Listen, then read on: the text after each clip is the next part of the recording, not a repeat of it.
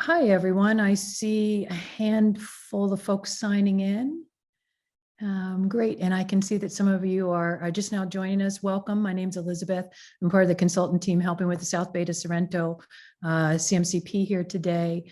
We want to welcome you and give you a task straight off. If you can, please find your way to the chat box. The chat box is a small little, looks like a chat bubble at the bottom of your screen.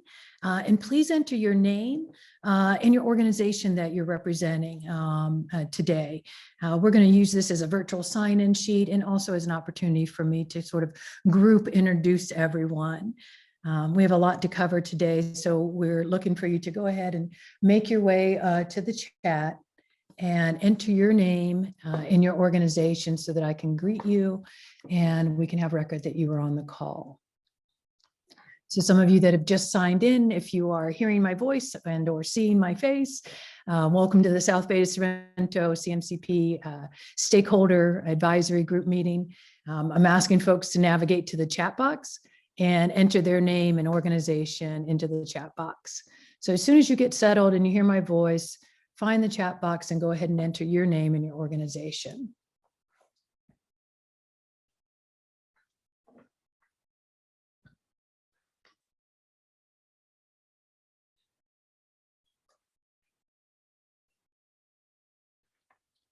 So we do have folks signing in. I'm just talking to make sure you know that you're welcome here and you're in the right spot if you're looking for the South Bay to Sorrento comprehensive multimodal corridor plan discussion here as a member of our stakeholder advisory group. And if you can hear my voice, that means you're in the meeting. And I'm asking you to navigate to the chat box, which is located at the bottom of your Zoom screen here. And enter your name and your organization into the chat box. And so far I see David has joined us from National City. Good to see you, David, or to see your name anyway. And we're asking others to follow David's lead there. So those of you that are just signing in, I see a number of you have just come on. Go ahead and navigate to the chat box, enter your name and your organization. And we'll get started just a bit past 2.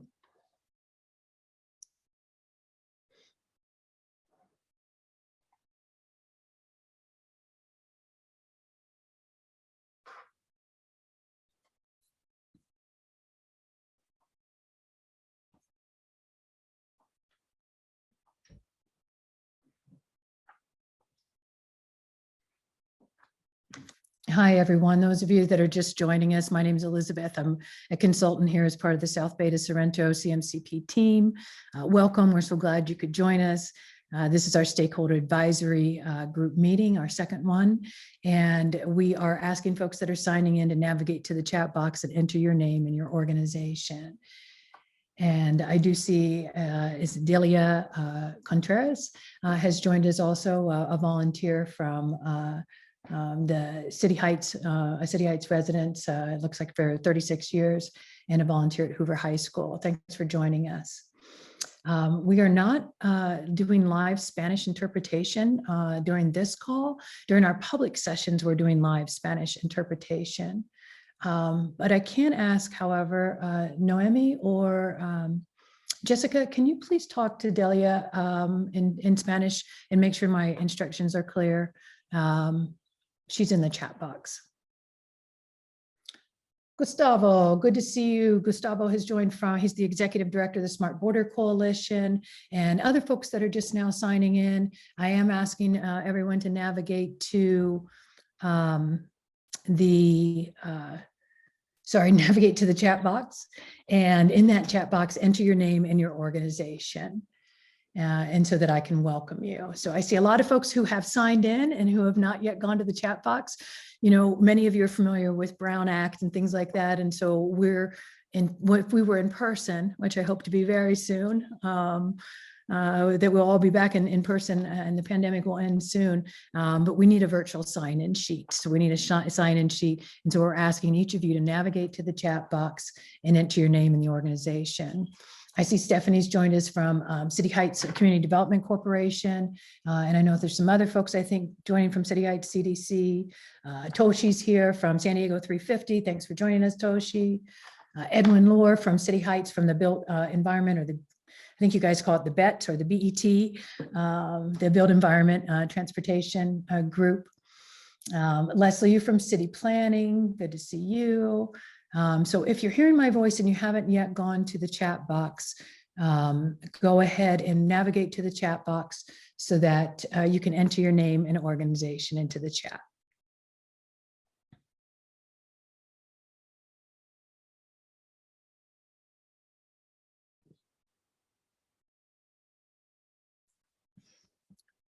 So folks that are signing in, it's just past 2, so we're giving everyone a chance to get with it, to join us here. I see a number of folks joining, and thank you so much for navigating to the chat box, entering your name and your organization. I see Monica here from Casa Familiar. I see Intania Cedro, thanks for joining us. Rodrigo's here from MTS Planning, yay, MTS. Chris Nielsen's here with the University Community Planning Group, good to see you, or to see your name anyway, Chris. Katie Witherspoon's here from the City of San Diego Planning. Barbie's back from Caltrans. And David Grubb is here. He's the transportation chair with the Sierra Club. Good to see you again, David. Other folks signing in, Jose or Ricky is here from Sandag Goods Movement Team, our regional planner with Sandag. Daniel's here, rail planning at Sandag. Laura's here from the Environmental Health Coalition. Glad you're here, Laura. Jose, hello, Jose. Jose Marquez is here from Caltrans. Good afternoon. Jose Lopez is here from National City Engineering and Public Works. I also have Howard. Howard, thanks for joining us. City of Coronado. Glad to see you're joining us again as well, or that the Coronado folks are here. David is joining from Caltrans System Planning as well. So as I think we've got a pretty good run, I'm kind of witnessing folks sign in, and I see a number of you that haven't had an opportunity to get to the chat box. I see you doing that now. Thank you so much, David. Okay, we've got David from Caltrans System Planning. Roy's here from Caltrans. Randy Torres Van Beck. Hello, Randy from CDC's here. I'm sorry, City Heights CDC. Barry Pollard's back from the Urban Collaborative Project. Anyone who I didn't call, please make sure you're entering your name. We're using this as a mean to kind of quickly introduce folks because we have a lot to cover. Your project team, your lead, Jennifer Williamson, our project manager from Sandag, and her assistant, Allison Woodworth, have been working really diligently alongside our consultant team from HNTB to begin to take a look at all of the strategies that we have. And much of our focus today is to take a look at our preliminary list of strategies for the South Bay to Sorrento comprehensive multimodal corridor plan. Now on the screen, I'm going to go through a few housekeeping items, and I see new people signing in. And if you are just now hearing my voice, please do enter your name and your organization in the chat. If you do happen to have audio issues, you can take note. There's a phone number on the screen that if you're having audio issues, please reach out. It's 669-900-6833. And the meeting ID and passcode. So if you're concerned, if your technical system's a little choppy today, maybe take a screen grab of what you're seeing here so that you can reach out to the team as needed. I see some Bike San Diego folks here. Leah's here from Bike San Diego. Laura from Port of San Diego. Great, we have Port. We have bike folks. Well, this really is a multimodal corridor here. We've got the Kensington Talmadge Planning Group. David, thanks for joining us. Another David coming from the Environmental Health Coalition in City Heights. Let's see who else has joined.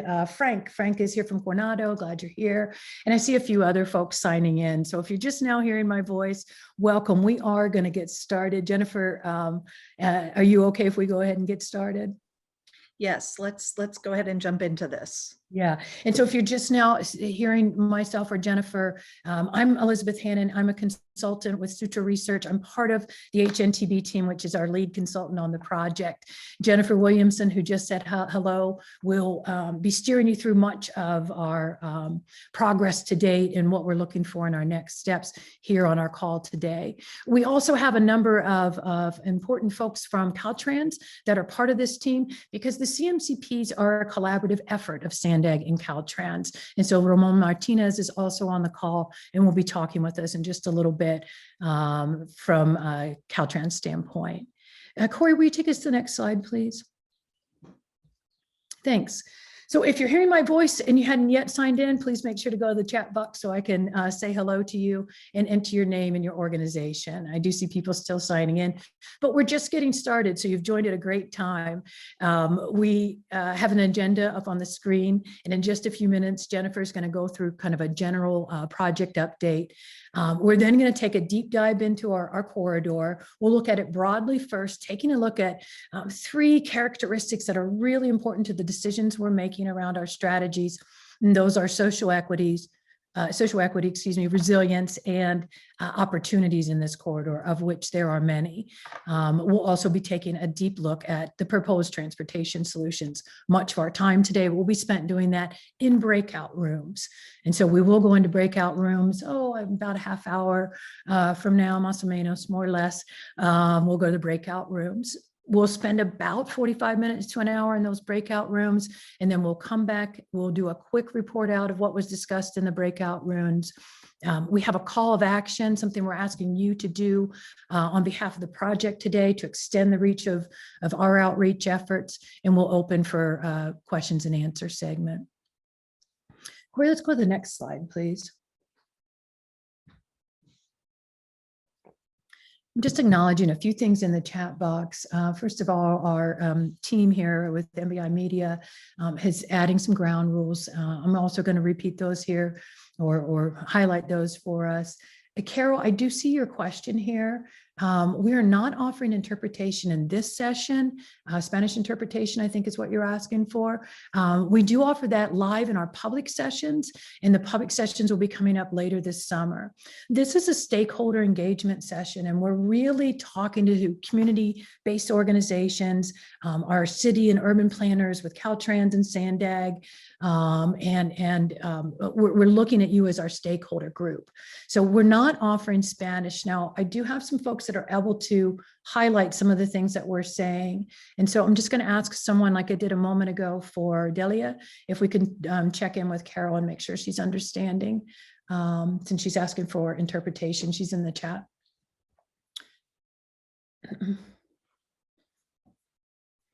I believe somebody's going to reach out to you, Carol. Thank you. So I'm going to go through a few guidelines here. But first of all, we do want to have this as an open dialogue session. Now, we have a lot of information to impart to you. So we are fans of using the chat box to ask your questions, and you can see that I'm responding to those. We have a whole team of folks from MBI that are monitoring all of your inputs, making note of your comments, and looking to respond. My apologies, Randy. I'm seeing the notes that this wasn't clear, that the Spanish interpretation is during our public sessions, and this is a stakeholder session. We're going to work through here. At this point, I'm not sure live not much is coming up to me because the program would need to be expanded to have live interpretation that I pause for at this moment. So I think Gloriana and Jennifer are talking about this in the background as well. So accept my apologies and know that we'll get to the Spanish with the public session. And we do have Spanish sites available as well. Jennifer, do you want to add something?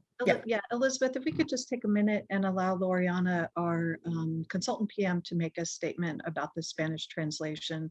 I think that would help for those who aren't able to hear it. So Loriana, do you want to take a minute? Buenos días, bienvenidos a esta reunión. Esta es una reunión que tenemos para yo no soy intérprete oficial, pero voy a hacer lo mejor que puedo con mi español. Para los stakeholders o la gente que tal vez sabe un poco más de transporte y que nos puede ayudar a tomar decisiones, a cómo vamos pronto a hablar con el público. Entonces, hoy no tenemos interpretación en español. Si tienen alguna pregunta, obviamente yo hablo español y yo conozco el proyecto. Yo con mucho gusto les puedo explicar algunos temas o en persona o en el chat. También tenemos varias gente que habla español. Y vamos a tener interpretación en español cuando tengamos la reunión pública para el resto de la comunidad. Pero hoy es una reunión más específica para gente que tiene mayor conocimiento en temas de transporte, y todos ustedes, gracias por ayudarnos a hacer nuestro proyecto mejor.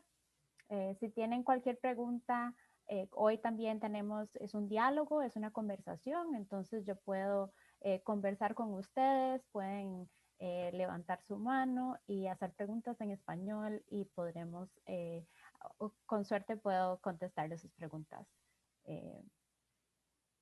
Muchas gracias. Okay, I think that was good. I'm trying to track the chat as well if there's any follow-up questions. Yeah, there are follow-up comments, Loriana, and at this point, you know, folks, we are acknowledging your concern. We do have an equal opportunity for Spanish speakers to provide feedback. We have in a variety of ways. We hear you. Believe me, equality is super important to us.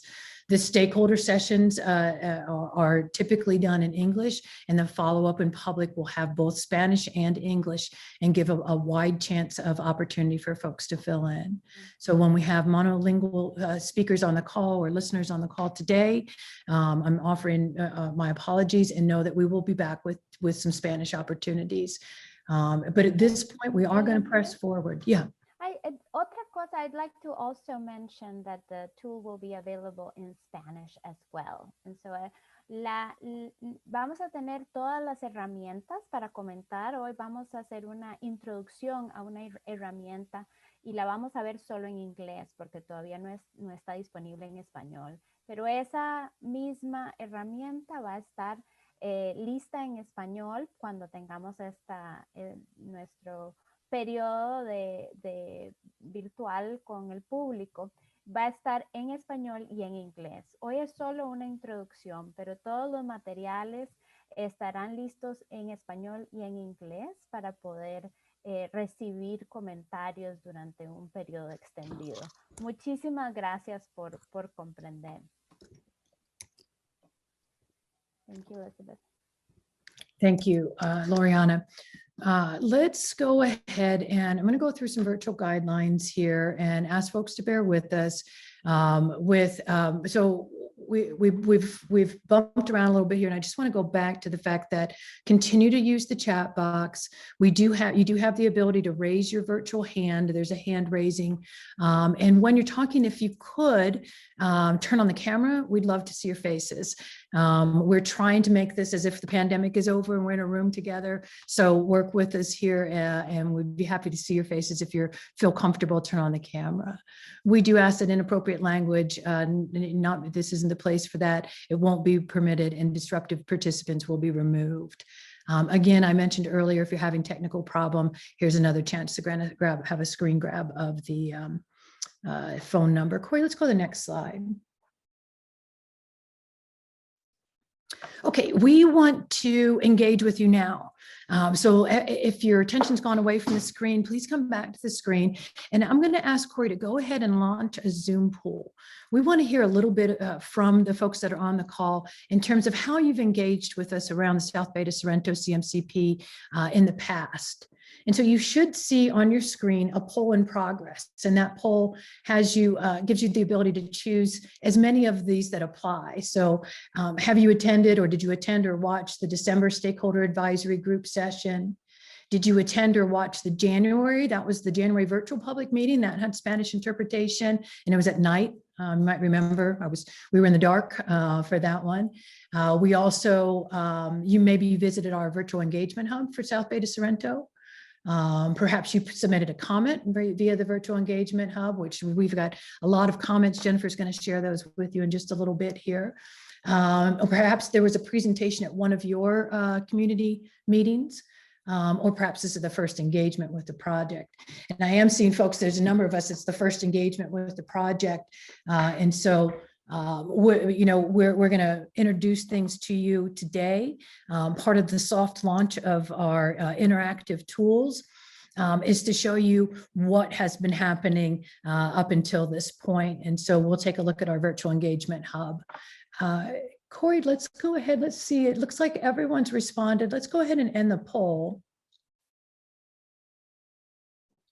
Great. And I think, do we share the results? You guys see this on the screen now, the results? Thanks, Corey. So it looks like the majority of the people on this call are part of our stakeholder advisory group and attended our stakeholder advisory group session in December. That session is available for you on our virtual engagement hub to watch if you missed that. We also have a recording of that available of the next one in the virtual public meeting available in Spanish. Watching those either in English or Spanish will help you.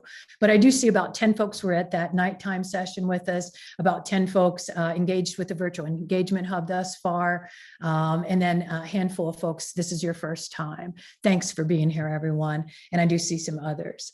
Corey, let's go to the next slide.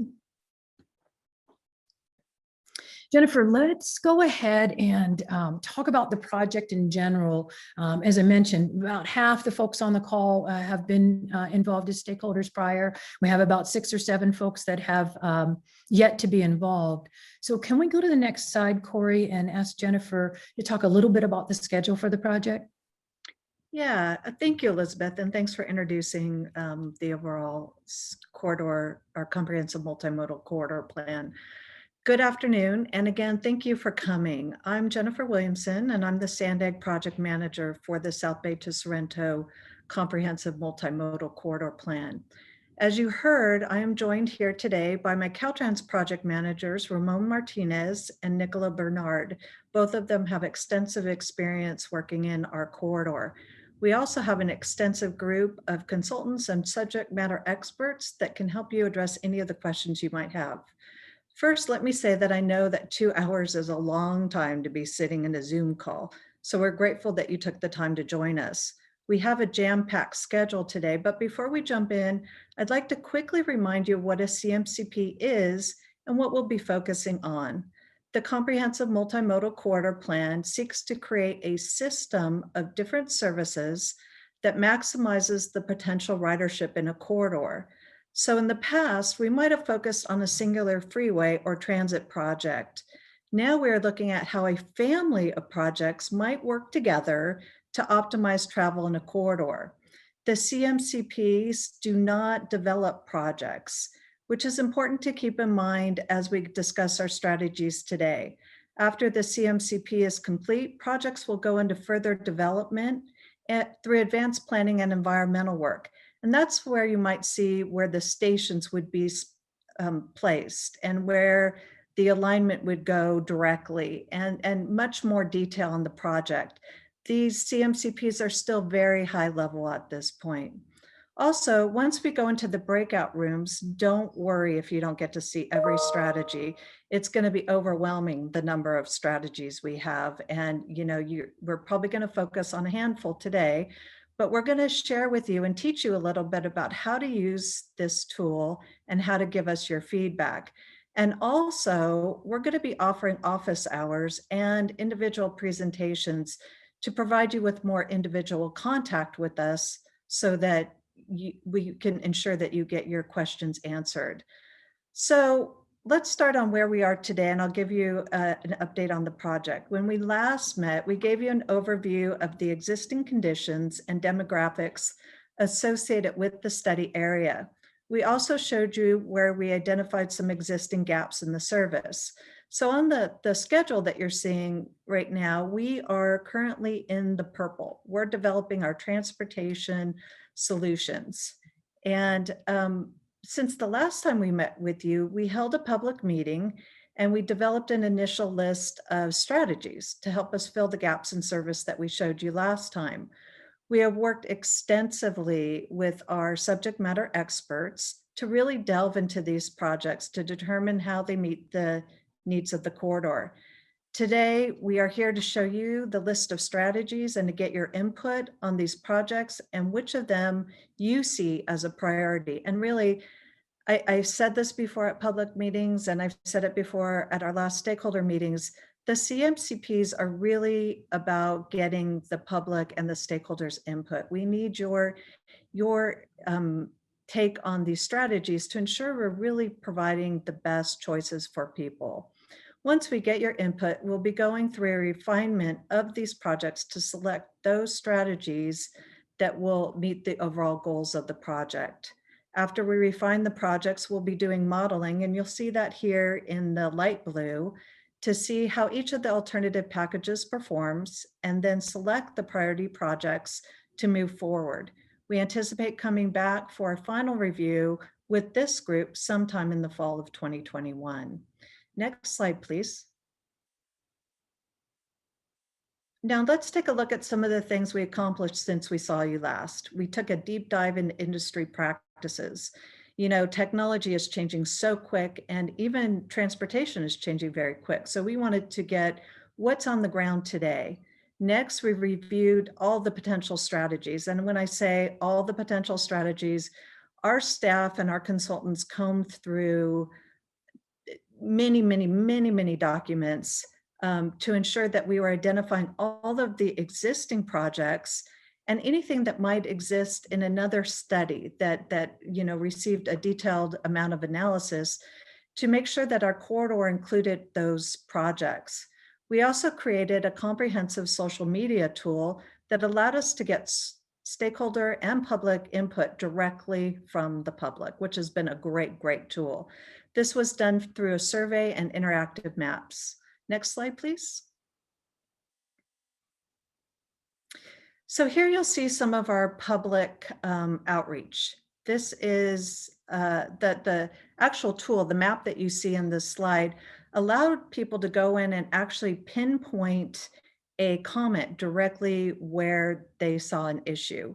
And we saw a wide range of comments come through, ranging from transit and goods movement to bikes, lack of connectivity, and gaps in the system. We even saw issues like there's payment issues, and there's resiliency strategies that need to be addressed. So quite a range of topics were given back to us in the feedback. Next slide, please. I'm not going to spend a lot of time here because I encourage you to go in and look at those comments and see if you agree or see if we've missed anything. So next slide, please. So this is the process. And every time I see this graphic, I think, oh my gosh, is this confusing? It looks a little confusing.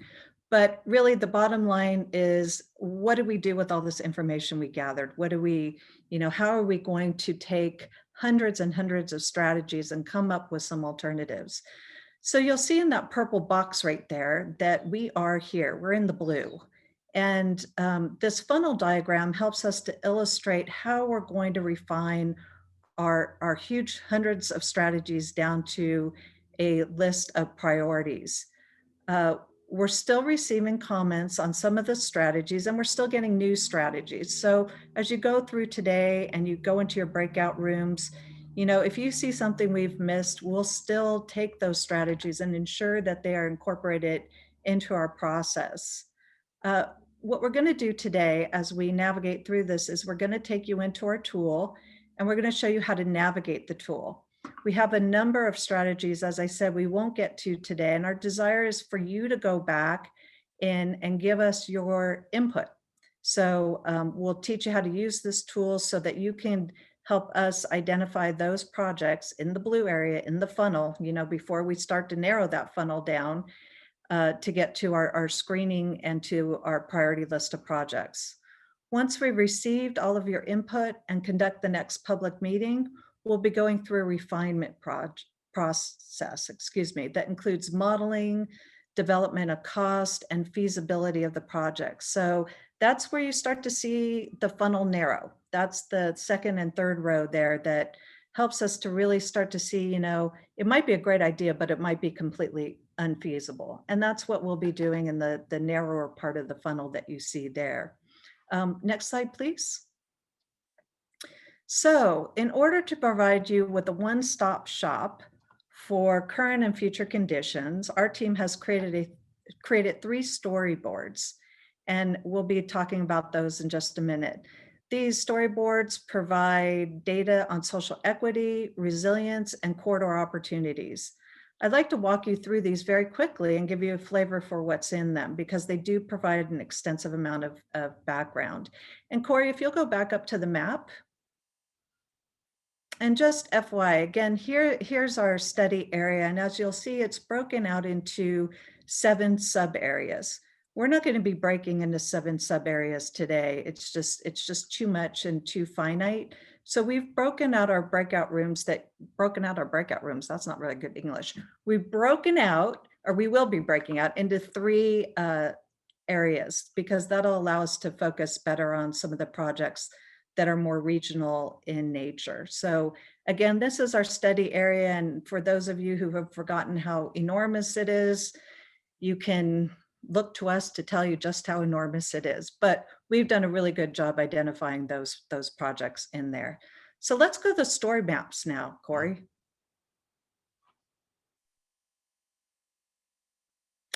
So let's go into social equity. I want to show you a little bit about what's in here, because these 3 elements are really the backbone of what our study is about. And it's important that you know what's in here. So as you navigate through our tool, you can see what kind of data is developed for you. So as we navigate through this story map, we learn about disadvantaged communities, how they're defined, where they live now in current conditions, and then how they, where they'll live in 2035. And what you'll notice as you go through these maps is that a lot of the population doesn't necessarily shift out of the areas that they're in today.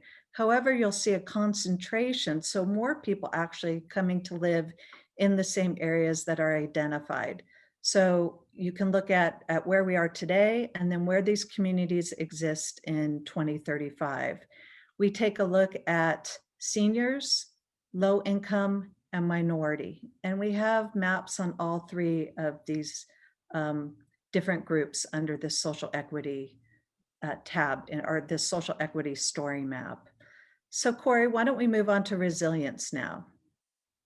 This is our next story map. And I think that this one has a lot of interesting things that until we put this together, I hadn't really seen yet. And so I hope that you'll find it helpful also. This story maps helps us to define what resilience is. But you know, I think we spent some time on this the last time. And what I'd like to do is to show you some of the graphics. And Corey, if you'll stop here, I think that this one is great. The first sea level rise graphic is shown here. So what you'll see is that in the last 50 years, sea level rise the seas have risen over 4 inches throughout this region. I mean, 4 inches is quite substantial. And if you'll continue to scroll down, Corey, what we'll see is that we anticipate that this will increase over the next 50 years as evidenced in these maps. So Corey, maybe if you could show both today and then 2100. And when I say 2100, I mean the year 2100, which is kind of weird to say, but that's what we're looking at. And the reason that we look at the year 2100 is because when we create transportation infrastructure, we create it to last a really, really long time. So we need to understand, is sea level rise going to increase, and where is it going to increase, and what impacts is it going to have on those transportation infrastructure projects in those areas? Because those are the type of things that we'll try to weave into our projects to ensure that let's just say our trolley lines are resilient to rapidly rising seas, or our bikeways are established with, some grade separations so that they're not washed out when there's some level of sea rise. So that's really what we're seeking to understand in this resilience tab. And there's some additional information as well. But I'd like to move on from there. And I'm sorry, I'm kind of skipping through here, but we have a lot to do in our breakout rooms and I don't want to spend too long because this is stuff you can look through yourselves. But the next story map is corridor opportunities. And this is really where, this is your one-stop shop, if you will, to look at all the things that we showed you in the last stakeholder group. So this provides a lot of good detail on population growth, changes in where people live and work. We also documented congestion levels on our major roadways. So you'll see that there's the congestion levels of today and then 2035. And what you'll see in this 2035 map, and it's always a little shocking when you look at this, is that everything's red. So, we have a lot of a lot of issues. We have a lot of problems to really resolve. And it's important to note that it's red in 2035, but when we start to overlay these new solutions, hopefully we can reduce that amount of congestion on our roadways. And not only that congestion, but going back to the resilience and social equity, we can reduce the congestion, provide more travel choices, and have a fair system for everybody to use. So that's where the three of these projects come together. So finally, we've also included information on our transit system, our active transportation system. We've included points of interest and other items in this tab that you might want to kind of dig more into. And again, this is all to provide you with some background. So if, as you're looking in the strategy and you say, wow, does that really serve an impacted community? You can come back to these maps and say, holy smokes, that strategy is exactly what we need to serve that community. So that's what we're doing here. We're providing you with the background and the tools to help you make really good decisions as we start discussing our strategies. And so now, without further ado, I think we're going to jump into our actual strategy map.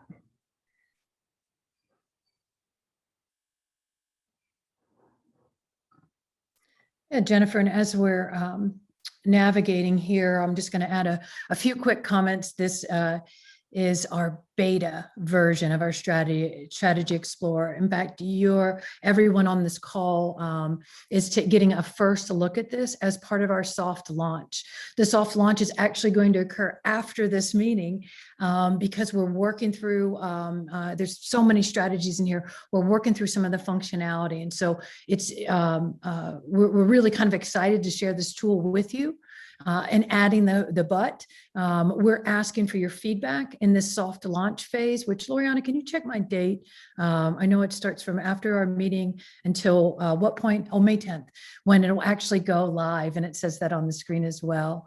And so Jennifer's going to walk us through a couple examples of some regional projects or strategies that we want to consider. And then when we go into our breakout rooms, we'll focus using this tool on either the north, central, or southern portion of our CMCP. So Jennifer, you want to go ahead and we want to have Corey look at one of our regional strategies. Yeah, Lori, I'm sorry, Elizabeth, I didn't mean to interrupt you, but I would like to really get in here and start talking about some of these strategies. So we've created a really intensive tool, and it's a great one because it helps you visualize where the projects are that are going to provide choices in this corridor. The first one I'd like to talk about is something that's near and dear to a lot of folks on this call's heart, and mine especially, is what we call our Purple Line trolley project. So Corey, if you can bring that up, we'll take a look at that. So you'll see here that it's highlighted in blue, light blue. And when you click on it, it gives you some more information about what is in this route. And essentially, the whole study area is kind of wrapped around this route, if you will. It's a very regional based service that provides opportunities all the way from the border at San Ysidro. And then it continues all the way up through our South Bay communities. And then it diverts through, and this is hot off the press alignment that you're seeing here, diverts through to serve a station at City Heights. We have concluded that will be the primary alignment for further study. And then it'll hit SDSU West in the Mission Valley area. And from there, continue up to that Sharp facility, Kearney Mesa, UTC, and then ultimately end in Sorrento Valley. So the reason we start with this project is to show you how some of these projects that you're going to see actually extend through all three of the areas, the breakout areas that you'll talk about today. And you'll kind of get a feel for what the regional nature of some of the services are. As you see, some of them extend all the way along the corridor. And then why don't we talk about a road project as well? I mean, transit is my thing, but I'll talk about roads too.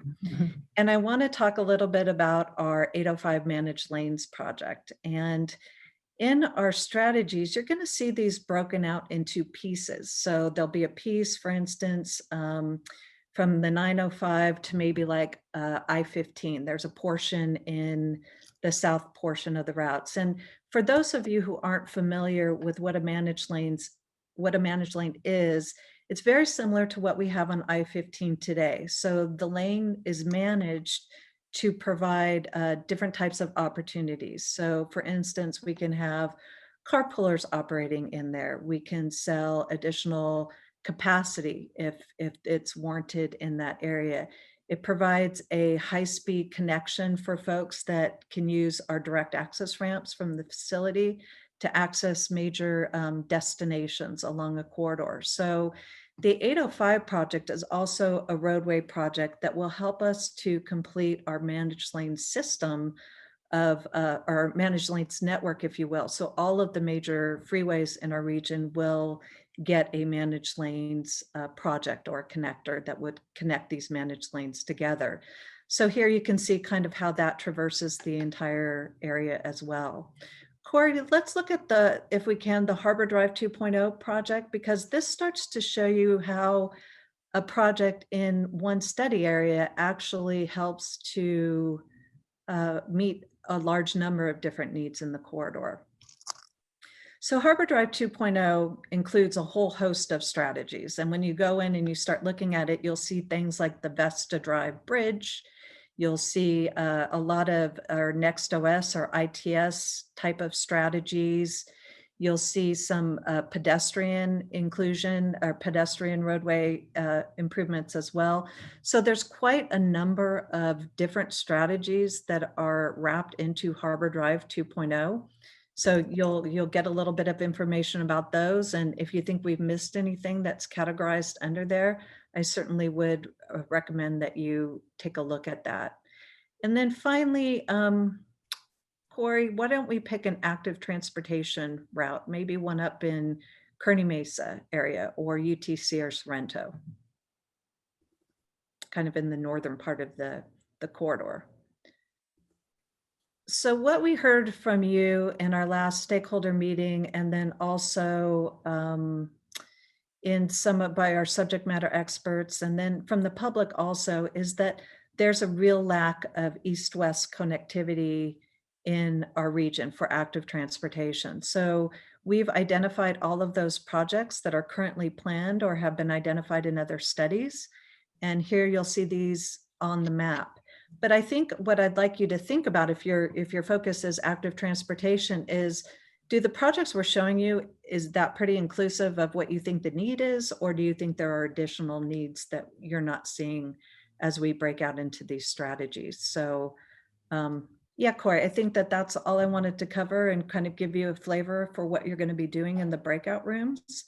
So with that, I think I'm turning it back over to you, Elizabeth. We are, and let's, right, we are looking, I'm looking at chat, and I did see, I wanted to take a few questions, Jennifer, and I'm monitoring the chat, and I do see the comments. If there was any misspeaking on my behalf, I did not mean to imply that members of the public are not stakeholders. This is a technical meeting, which we've invited community-based organizations to join. It may be an oversight not to have Spanish at this technical meeting, Spanish interpreter at this technical meeting. We see the comments coming in from the CDC, City Heights CDC. We know how important this is, not just to you, but to everyone. And we are working to address this. We have offered, and we will continue to offer, a one-on-one session with the CDC and all of the residents. We will be offering a public session that includes Spanish interpretation. The social pinpoint site is also live in Spanish right now, and we have Spanish flyers. We did not mean to imply that any stakeholder has less significance than another type of stakeholder. So accept our apologies for that. We also did not mean to imply that someone that only speaks a certain language has any of a different ability to engage with us over these projects. We are working to resolve those issues. We would, however, still like to share with you the strategies. I do see people commenting that you're having a hard time following because you've been upset by some of the things that we've said. We're looking at reaching out to you as soon as this call is done so that we can set a one-on-one session. I believe most of the concerns coming out of the City Heights CDC and the EHC. We see your comments, we've taken them to heart. At this juncture, we're going to move on. We do have some Spanish speakers in the breakout rooms. Remember, we'll be doing this. The team's also reminded me to let you be aware that a Spanish translation of this session will be made available as well. Once we're in the breakout rooms, we can have some folks go ahead and relay things Spanish. Many of the speakers on today's call are Spanish speakers or bilingual speakers as well. Elizabeth, Yes, I'd like to say what you just said in Spanish as well. thank you. Gracias. Quisiéramos aclarar que no, no quisimos decir que no. Loriana, can you speak up, please? Gracias, disculpen. Queremos aclarar, Elizabeth estaba conversando y diciéndonos en inglés que si ustedes solo hablan español, nunca fue nuestra intención decir que ustedes no son expertos y ni deberían ser parte de esta reunión. Eso quisiera aclarar que eso no fue nuestra intención. Especialmente no fue mi intención y si fueron mis palabras, quisiera pedir perdón por eso. Además, estamos aquí listos para compartir con ustedes y responder sus preguntas en español, cualquiera que tuvieran. Vamos a ofrecer traducción de esta reunión en nuestra página en español. Y este es solo un comienzo para enseñarles ciertas de estas herramientas, pero vamos a tener muchas otras reuniones y oportunidades de reunión y quisiéramos ofrecerles a todos los que no han tenido una buena experiencia hoy durante esta reunión y que escuchamos que no es fácil concentrarse, yo entiendo. Quisiéramos ofrecerles otra reunión para hablar más de este tema.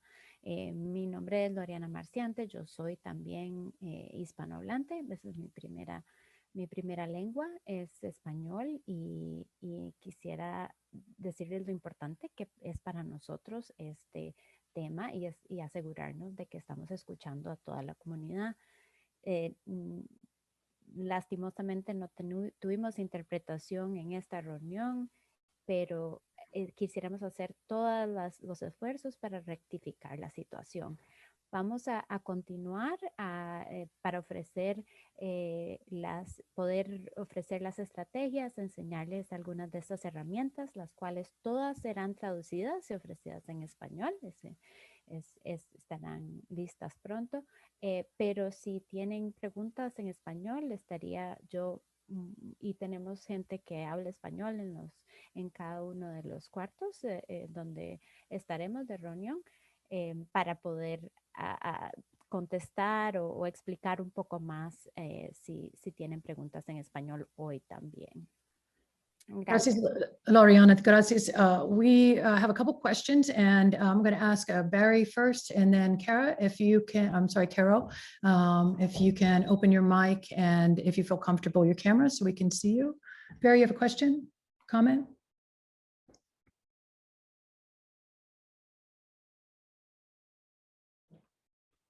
And Barry, I'm just drawing your attention. I know you had your hand up for a little while. We were working through some things there.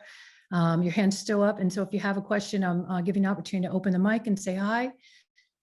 And while we're waiting for Barry, Carol, are you? I'm ready. Oh, gracias. Go ahead. A couple of things. One is, excuse the steel picture. I've got some bandages on my face here. So. Oh, no worries. Not at all. Thank you, Barry. I got a question. When you were discussing projections to 2100, the year 2100, and you had some factors that you were projecting as it related to, I guess, projects up there with, what word am I looking for? The deterioration. Yeah, let me navigate back to that with you, Barry. Corey, can you go back to the map that has the 2100 And The the question, resilience piece, it was a resilient storyboard, right? thank you.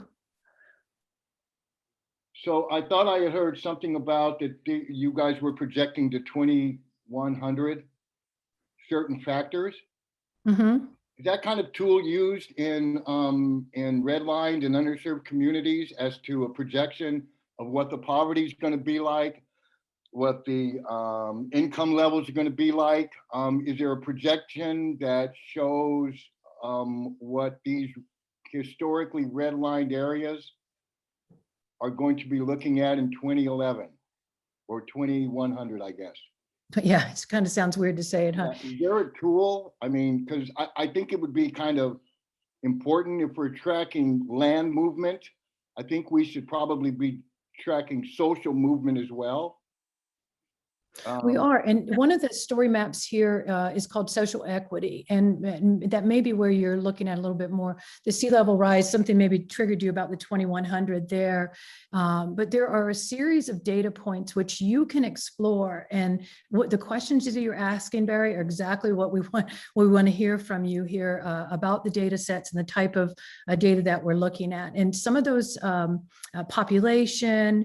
Let me just double check here that housing congestion.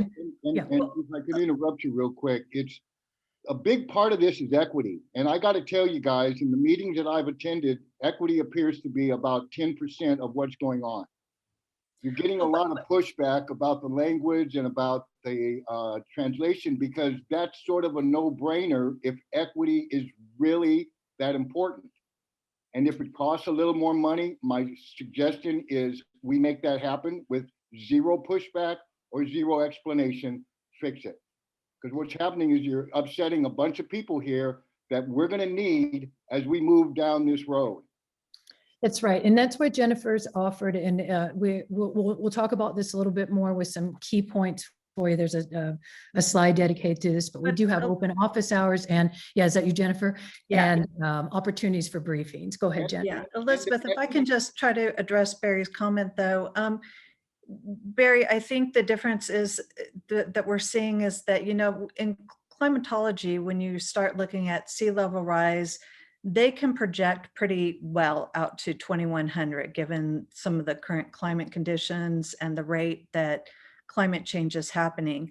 Sand Egg, we only go out as far as 2050 because there's so many different elements that go into where people live, where they work, where they end up, you know, how they will travel. Technology influences changes also that will relay into the model. So standard kind of industry practice is that you're not going to really go beyond a 50-year horizon. And Sand Egg right now, 2050 is as far as any of our regional plans across, you know, California go out, Right. because it just becomes very uncertain at that point about what's going to happen. I got it. And I'm not so stuck on the year, Jennifer, as I am with utilizing the same measurements and the same projection tools. Is there a tool that we could project income and racial movement and age movement until 2050? Yes, yes. And we do. That will help us. Yes. So what you'll see is when you go back to the equity tab is that we're showing you 2035. We're taking you out as far as 2035. And really the reason for that is that if you'll recall, a CMCP, or a comprehensive multimodal corridor plan, is kind of the bridge between the regional plan, which goes out to 2050, and then current conditions. So we really want to focus on what are those near-term projects that we can develop that respond to what's happening in the ground today. So for instance, the purple line, you know, the purple line is something that a lot of people are fairly familiar with. We're going to be looking at those 2035 maps because the purple line is a 2035 project. And we really want to ensure that we're serving those communities that are going to benefit the most from it. So for instance, when we talked a little bit about moving the stations and ensuring that the primary line is in City Heights, that is one of the things that we're doing as part of the CMCP. We're refining where these alignments are going to be. for 2035, because that's when that line is going to be in the ground. And when you go into your breakout rooms, we'll take a look at some of the rapid transit routes that travel through there based on our 2035 projections, because those rapid routes are near-term projects. We want to make sure that they're hitting the communities that are going to benefit from them the most by 2035, because we feel fairly confident about what the model is telling us about 2035 for those services that are going to be implemented then. Does that help you out a little bit? Yeah. Gotta have another one, but I just lost it. Yeah, I'll there's another piece that I was, it'll come back. But yeah,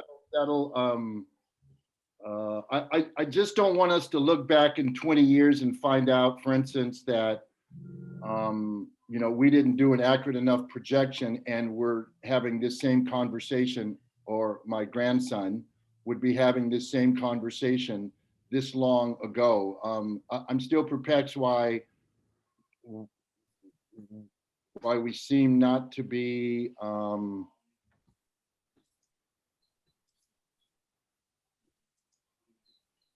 providing the right service at the right time, at the right place. And to me, that's planning. And I'll give you a really obscure example, is when there's infrastructure construction, right? Wouldn't it be nice if we put in the kind of fiber optics and everything else we need once SDG&E is digging the place up? That's for the divide, right? Mm-hmm. So to me, that's planning. And I want to make sure that we're at least looking until 2050, the anticipated growth, and look and see if that's where we're applying the services. Is this route going to be as critical in 2050 as it is now, or in 2030 as it is now, depending upon the population? Yeah, right?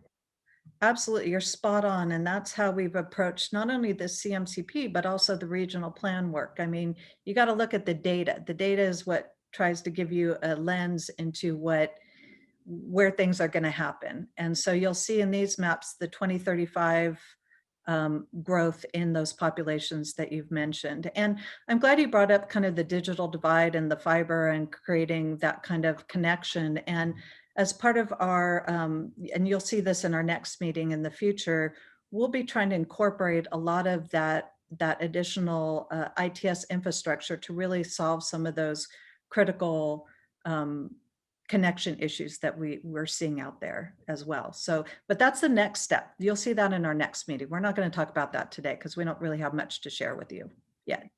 All right, thank you. Yeah. Thanks, Barry. Thanks, Jennifer, for that extended conversation. I appreciate it. Corey, I also want to point out that here on these story maps, there is a place to submit your comments. So in addition to what you're sharing here, which is being documented as well, but you can just click here and share all of the, any other comments and that may come to mind. I'm going to take one more hand up because I know, Carol, you've had your hand up for a little while and you want to make a comment or a question, and then we're going to move into breakout rooms. Thank you. I just want to vocalize as organized as I can, because it is very hard to focus on this meeting. We had a training on harassment earlier today, and Spanish speakers are part of the protected class. The statements that were made fall under that category, and they're not okay. And I'm bringing this up to illuminate or hopefully shine light on the gravity of the issue, on the fact that the Sandex staff needs serious training, and that you're not planning for our communities. And therefore, we don't have a purple line that goes through City Heights as a priority. We have to beg, we have to organize before you see us. So the language dismissal is a continuity of that planning process. And as an urban planner whose main language is Spanish, I see that reflected here. And it's serious, Because as Barry mentioned, you need us. The transit system depends on us. We are the ones that are using it, and you should be planning for us. It should be basic. So right now we're fighting for translation. We're not even talking transit. And I'm having to spend my very precious time articulating that to you. That should be a given. We shouldn't be having that discussion right now. Instead, we're wasting our time on that.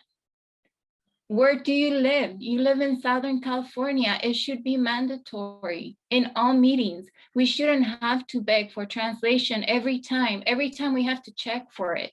It's on us. We have to do it. You don't do it. Why don't you do that? And why is it natural? You're in Southern California. You're by the border, for God's sake. Where do you live? You know, Carol, I'm just watching you, and I can see how difficult this was for you to, as you said, kind of collect yourself to articulate. And we are hearing you. We are addressing it, and we've also offered, you know, a sincere apologies. That may not be enough for how you're feeling right now, but we see you, and I understand how you feel. Further, Sandag will be making briefings and is happy to make one directly to, I believe, most of the concerns coming out of the City Heights CDC and EHC, and any other group we're happy to do. We were going to do this before today, so we're happy to provide Spanish briefings to the organization. The materials are developed in Spanish. The social pinpoint site that's on the board on the screen right now, there's also a Spanish version of that in existence. So we may have been behind the 8 ball, but we are getting it together right now. And just, you know, colleague to colleague, I hear you and I see you, and I know it was difficult for you to share those words. So I thank you for that. The team is making moves behind the scenes. We do want to try to use the time to talk a little bit more about the strategies. Much of the efforts of today's session were to introduce you to tools that you can use on your own and to encourage you to sign up for briefings. And the briefings can be in Spanish or in bilingual situations. You know, we also have other languages to consider, and we're happy to provide translation services. The project teams typically work with a technical advisory group and stakeholder advisory group that in addition to our efforts with the public, and both need to have Spanish interpretation moving forward. We do have Spanish speakers on the call, and we want to shift into breakout rooms so that we can take a look at some of the projects and share with you the tool that we're getting ready to launch at the close of this session. So we are hearing you all, and we promise some nice follow-up there. So I'm looking to segue and move into the breakout rooms, and we're looking to do that now. In order to do that, Corey, can I ask you to go back to the PowerPoint, and let's talk about the breakout rooms before we go.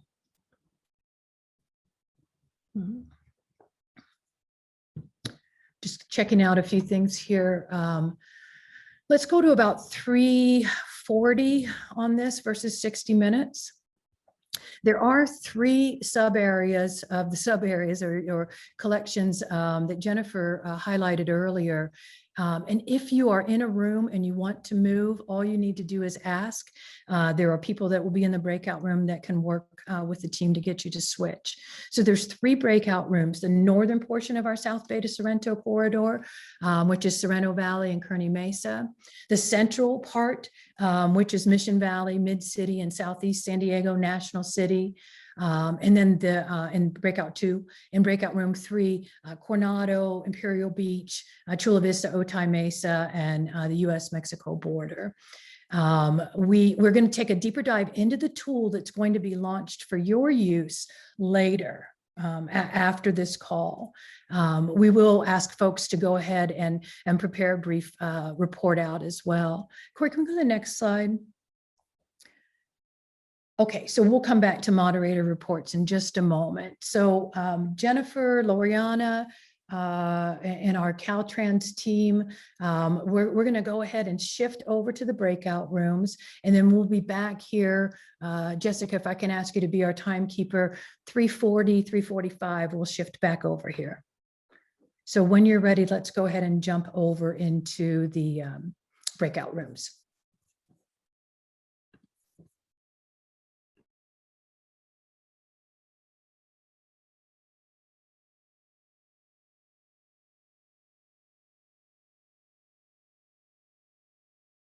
Buenos dias. Loriana, can your volume come up just a little bit? I think it's just, is That's that better? Yes. Hello. That's great. Thank you. My apologies. My microphone is a little bit far from my mouth. Okay, so we should all be here in our breakout room. If at any point, I'm looking at the participant screen here. If at any point anyone would like a Spanish interpretation, I will change to Spanish as well to make sure that we cover this as well. So we will get going. So we got here today, we're talking about Sorrento Valley and Kearney Mesa. These are sub areas. We've divided the corridor into sub areas so we can analyze different areas and discuss the local issues with you. We're gonna welcome to our breakout room. Let me get this going. I apparently didn't play. There we go. So a little bit about breakout room guidelines. You can participate in open discussion if you're comfortable. Turn on your cameras. We love to see you. These are smaller rooms, so we can just hopefully all unmute and chat. You can raise your hand, and if you want to speak or this is a pretty small room, so just feel free to jump in as well. We're going to have a brief report of our discussions at the end, so I'll make sure to do a little wrap up so that our moderators can accurately summarize our discussion. And of course, if you have any technical problems or you wish to change rooms at any time, please use the chat box or the text message here. So we're going to get going. So today with me, I have Karen Jewell from Caltrans. She's your primary moderator, and also Rachel Kennedy from Sandag is going to be moderating their discussion as well. So let me turn it over to them to go over the agenda. Karen, you're on mute. Doesn't that always happen? Yeah. Okay, so we're going to go through a little icebreaker first, just to kind of try to get your creative juices going on deciding on these strategies and thinking about which ones will be ones of importance to your group. And reviewing the functionality of the map as I know you got a little preview with it earlier. And then exploring some of those potential strategies in these sub areas and have some open discussion and make sure that you all feel comfortable with how to provide feedback on those different strategies. So, you know, just we'll again review them. We'll have a little time and then hopefully you'll get pretty comfortable with that interactive map tool and share your comments. Yeah, Okay, and next slide. Just, I also wanted to remind people that we are recording this and just want to make sure MBI does hit the record button so that for future, so that our conversations and our discussions are tracked. So let's go to the next slide.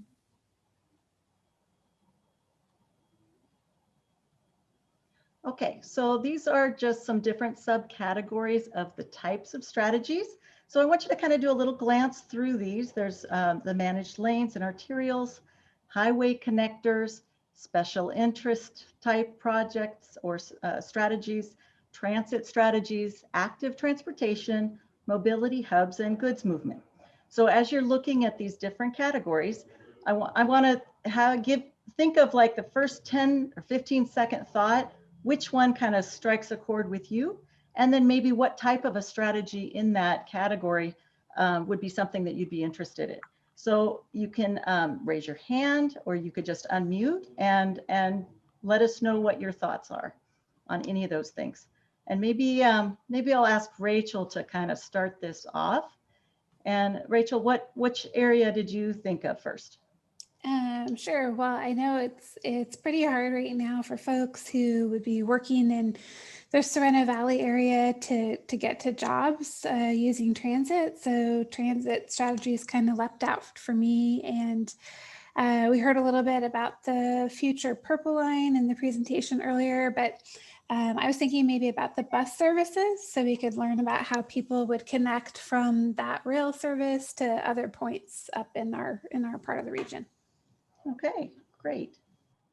Anyone else like to put in their suggestions of what they thought of when they first were asked? Yes, Deborah. Yes, I'm with Friends of Rose Canyon, so I'm sorry I just got into the meeting, so I missed the previous part, but I'm very concerned about that some of these, I'm a big supporter of transit and getting people out of their cars and everything, but because I work with Rose Canyon and that area immediately north of the 52, we're very concerned that they'll be under the guise of, better transit or HOV lanes.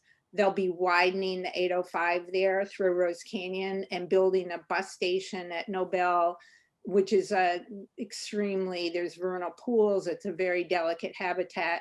And it's also not a good place for a bus station or a park and ride. It's been planned there in the past. So I'm actually concerned about finding strategies that are effective without increasing, further widening highways.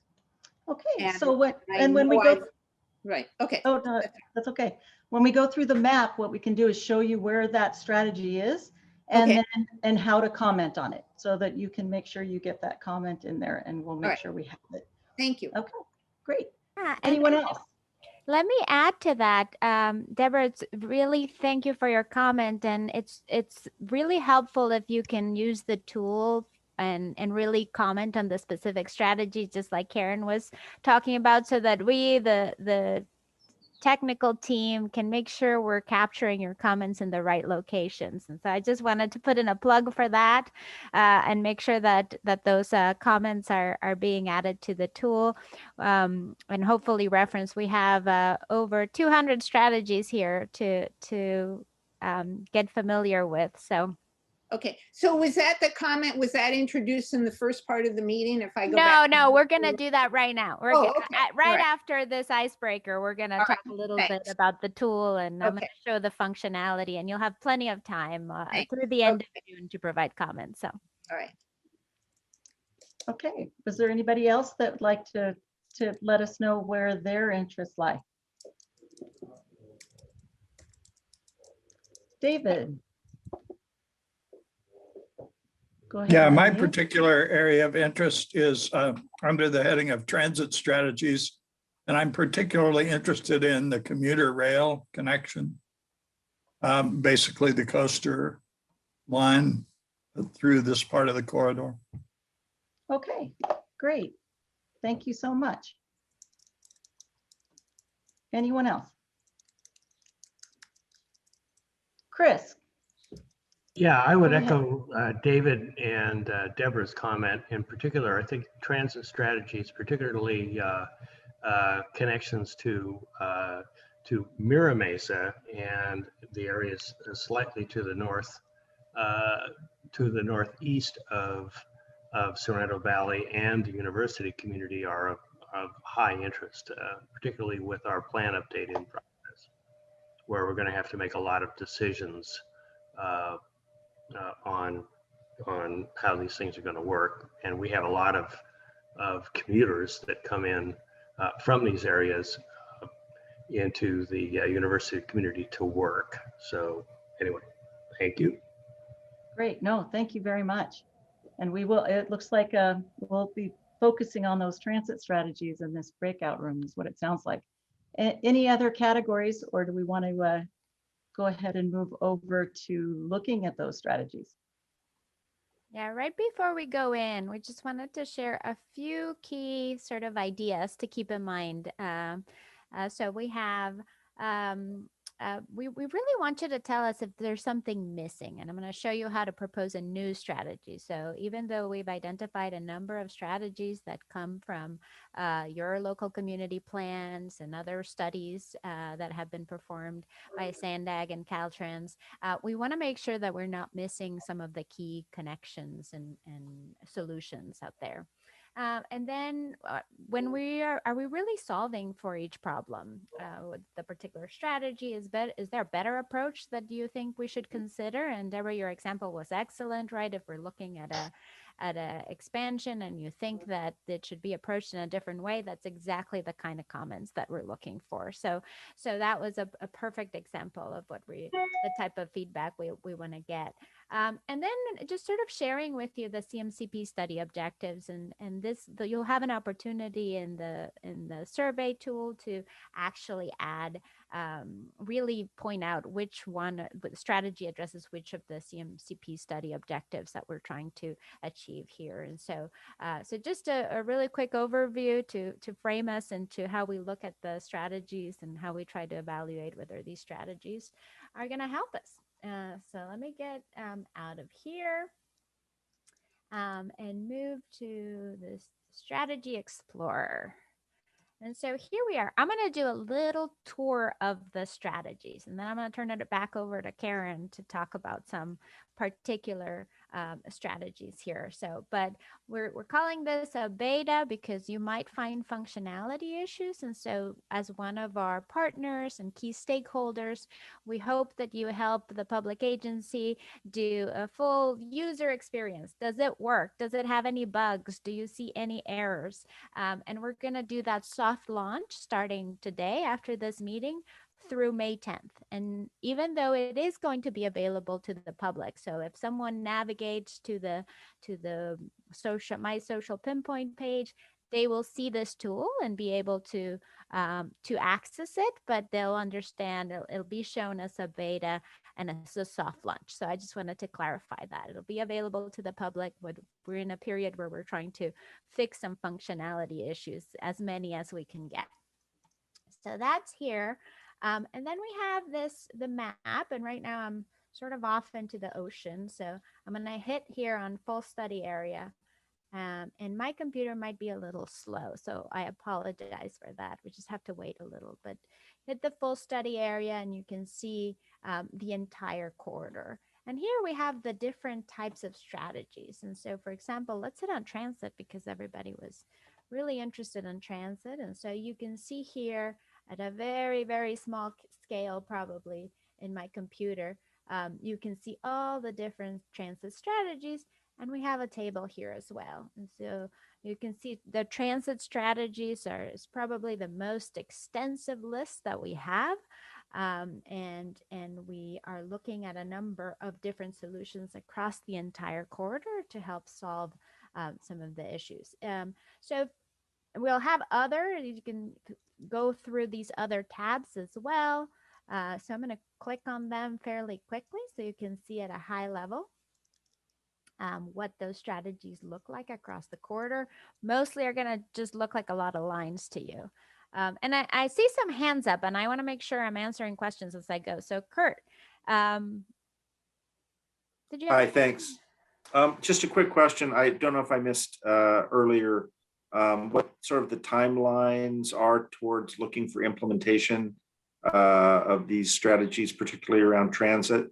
And then second, follow-up to that is I'm assuming that for transit options that, technology is changing rapidly, and just making sure that AV is being considered with respect to costs and things like that, so that it can be seen as a relative comparable to potentially rail options. Absolutely. That's a great comment. So for this study, we're looking at a 2035 timeline. We haven't actually associated timelines with each of the strategies with this study. So that's the work that comes in the next phase. And so for now, we're looking at the strategy at face value, and we are looking at a 2035 horizon. So it's any of the strategies that could be implemented from here to 2035. So that's the study's general horizon, but I don't have specific information for each strategy. And yes, we're looking at AVs and EVs and shared mobility called flexible fleets, all those type of strategies in many dimensions for transit and for sort of microtransit or shared fleets, and also for commercial goods that they might also have a lot of technology in terms of autonomous vehicles that will help them address this. So this is one of my favorite subjects. So I'm gonna Thank you. move on. Thanks for your question, Kurt, and please keep them coming. This should be a dialogue as well. So let me actually zoom into our Sorrento Valley area, and I'll cycle through in that from that perspective. So we see the mobility hubs. We actually have 3 mobility hubs here in Sorrento Valley, and if you move down to Kearney Mesa, we'll see 1 mobility hub here. You can see some of the active transportation networks within mobility hubs. These are network approaches, so these are not specific projects, but within mobility hubs, you are going to have a lot of need for a network approach to serve a number of sort of activity centers. We'll also have some regional connections between mobility hubs that we can look at. We have highway connections and other locations. There are sort of point locations that we can see here, and you can find managed lane connections or interchange improvements in this list. And then we'll have some managed lane projects along 805, and sort of click on each one and see each. I'm hoping that'll show up. Probably kick. There we go. So you'll see the reference number, the title, and the description of a particular strategy.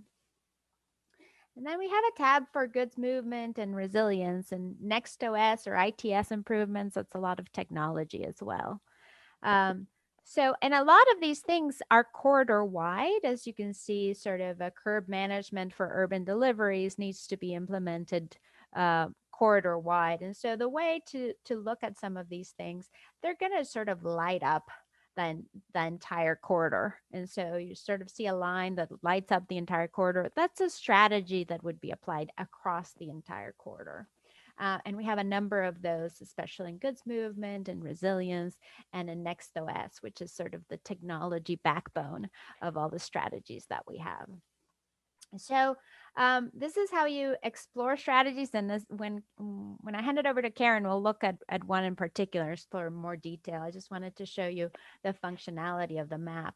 And if you also want to, we have a little selection tool that is kind of cool here. So if I go back to transit, and we see a lot of things here, and we talked about sort of, what are all the routes here in Kearney Mesa, for example. We can pick on this selection tool. We have different ways. Let's use a circle. And so if we sort of create a circle, maybe I didn't create that very well, but we're going to sort of select everything that intersects with that circle.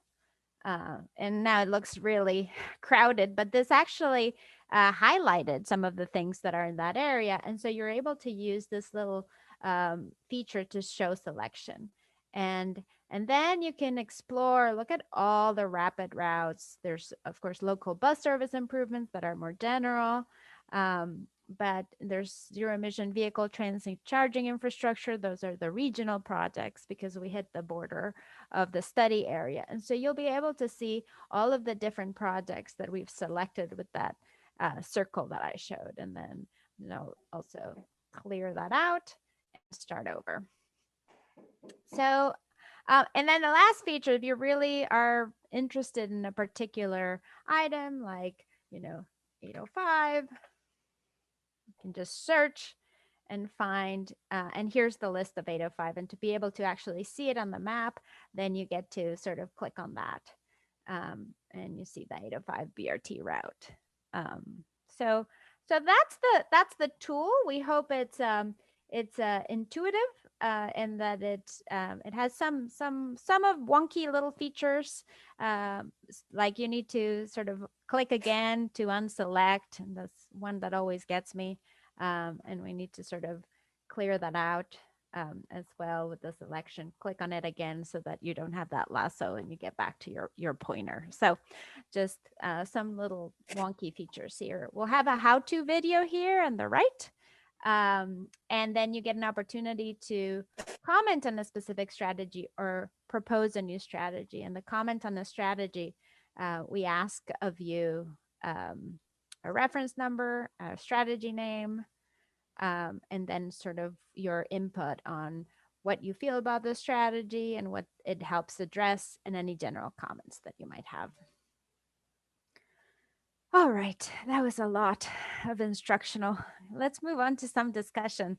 Karen, I'll hand it over to you now. Okay, so let's go ahead and look at, let's look at reference number 23. And I don't know if the best way to get there is just typing it in 23. Yeah, I think that reference number search wasn't doing so great, but I will go and find it here. There it is. So this is a new rapid route, 237. And you can see the alignment. It's going from UCSD over to Carroll Canyon Road, or Miramar College, basically, to the transit station on the other side. And with it potentially has transit queue jumping lanes that would go over to the Hillary Dar over at I-15, which is right next to that Miramar campus, and then over to UCSD. So if you had comments about that alignment, or you thought it should go a different route to get to those locations, you could just go ahead and click on that comment up at the top, and then put those comments in, kind of like Lorena was mentioning. So that's kind of how you could do it. You could also look at the area, and when you're clicked on the area, like she was showing with the circle, it'll list all of the, it'll highlight all of the strategies that are within that area. You could then look for the different routes and that kind of thing to see what those improvements would be.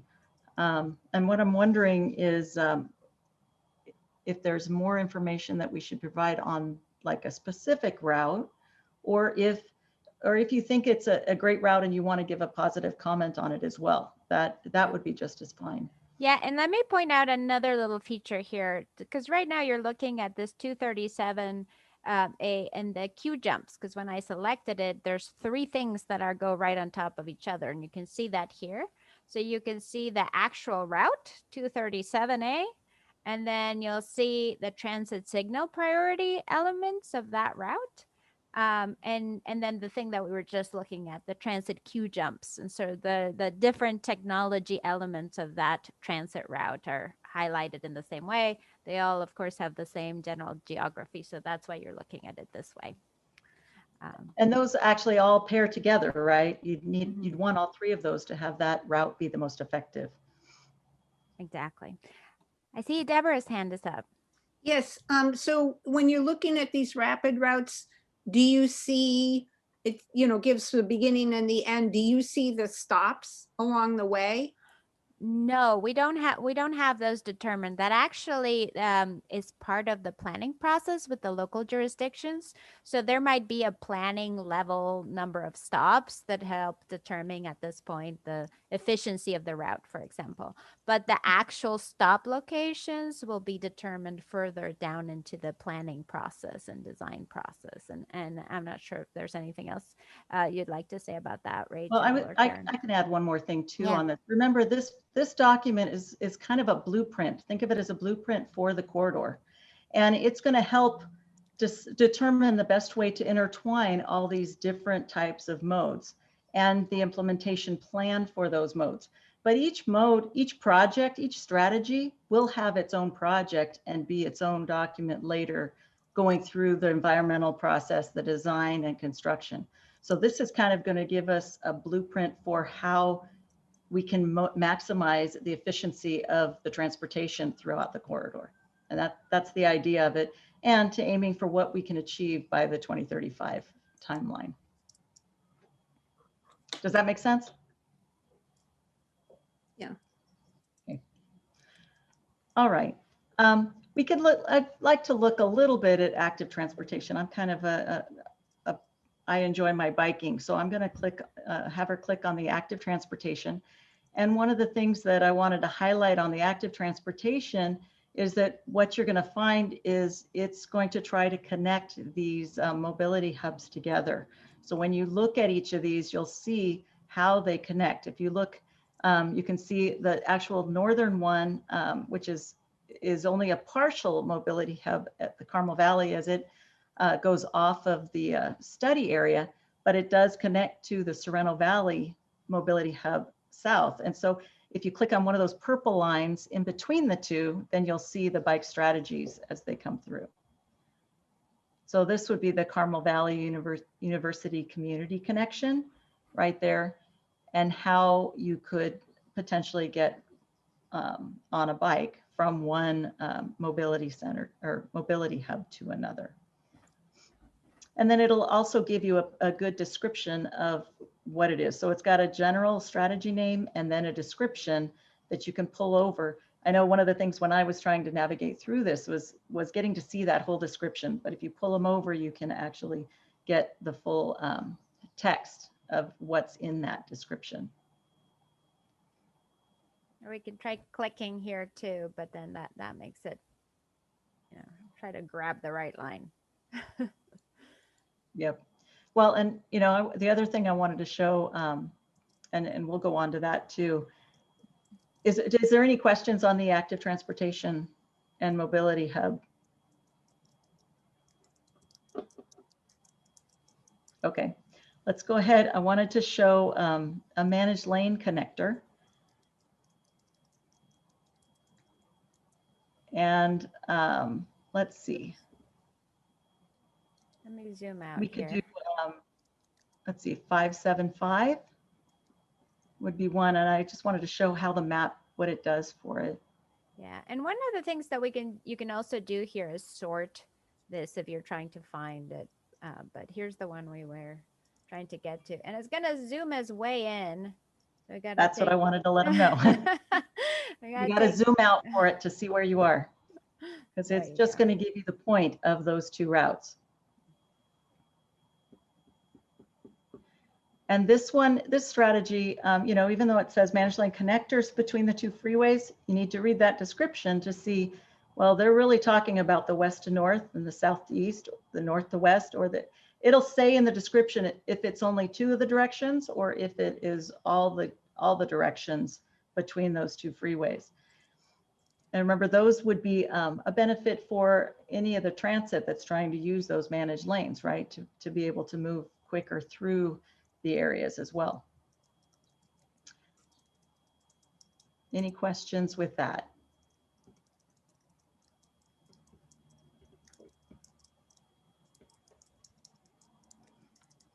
So do you feel like you all understand what you can do and what's in the tool for us?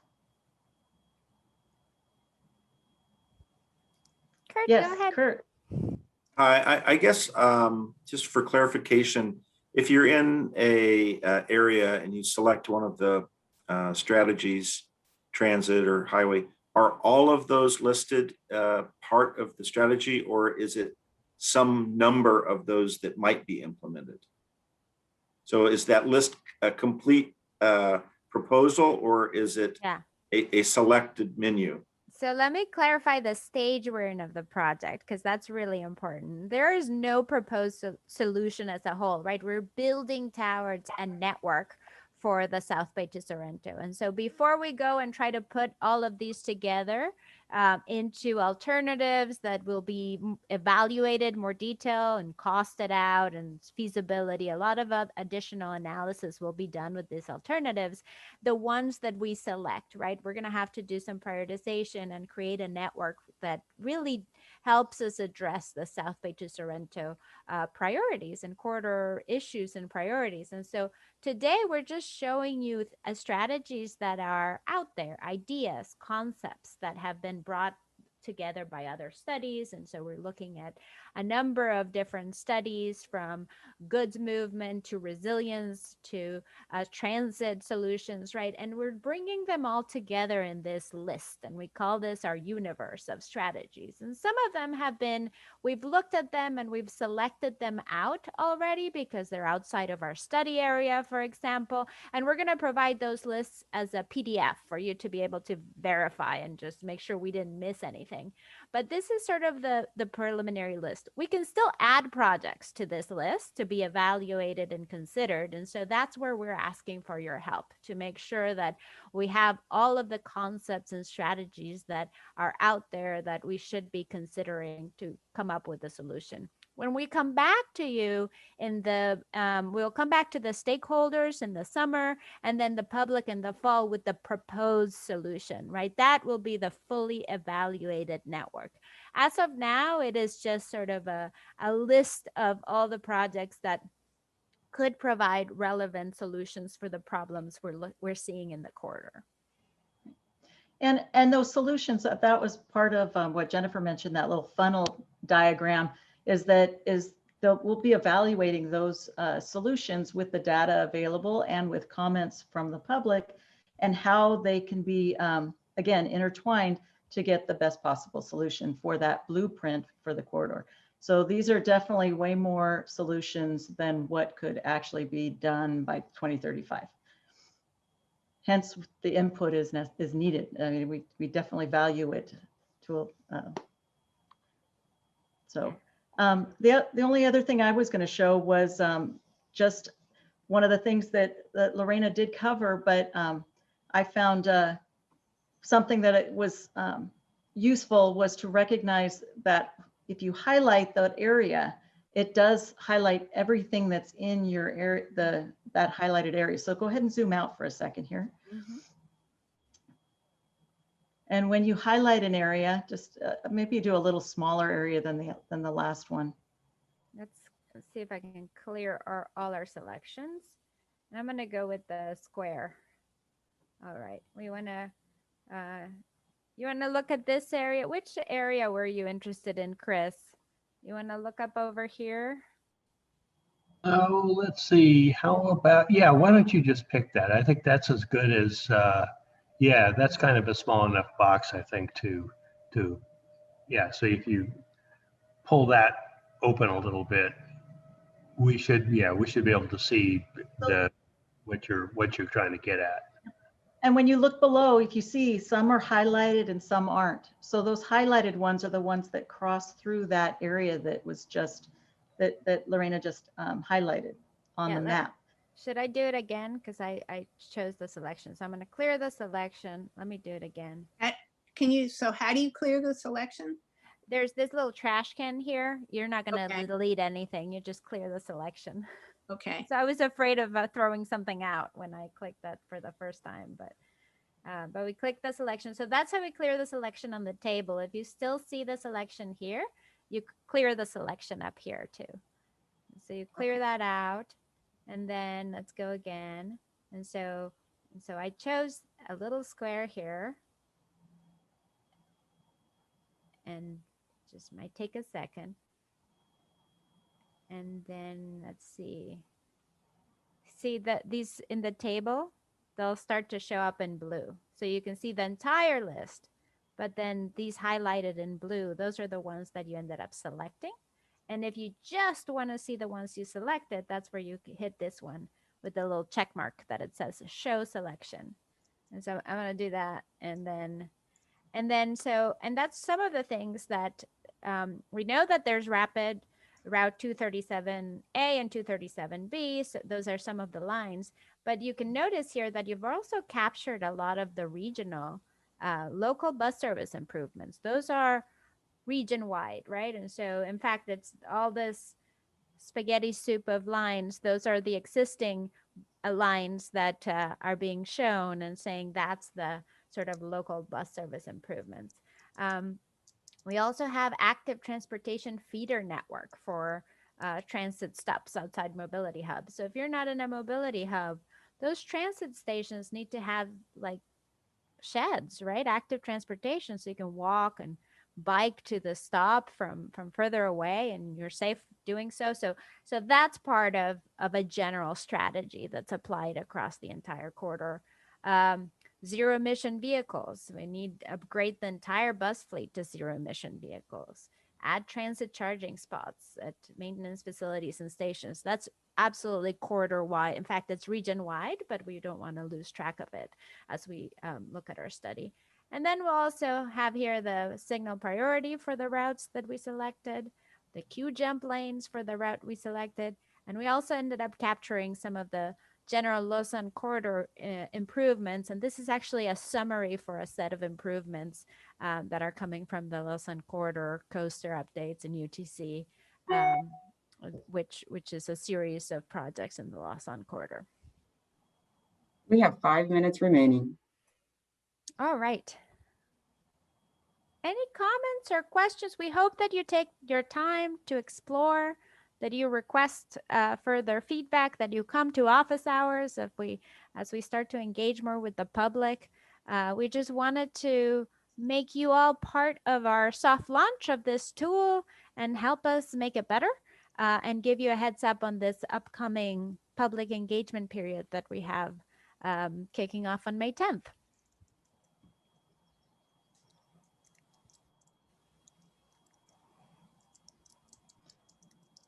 Yeah, Chris? Chris, go ahead.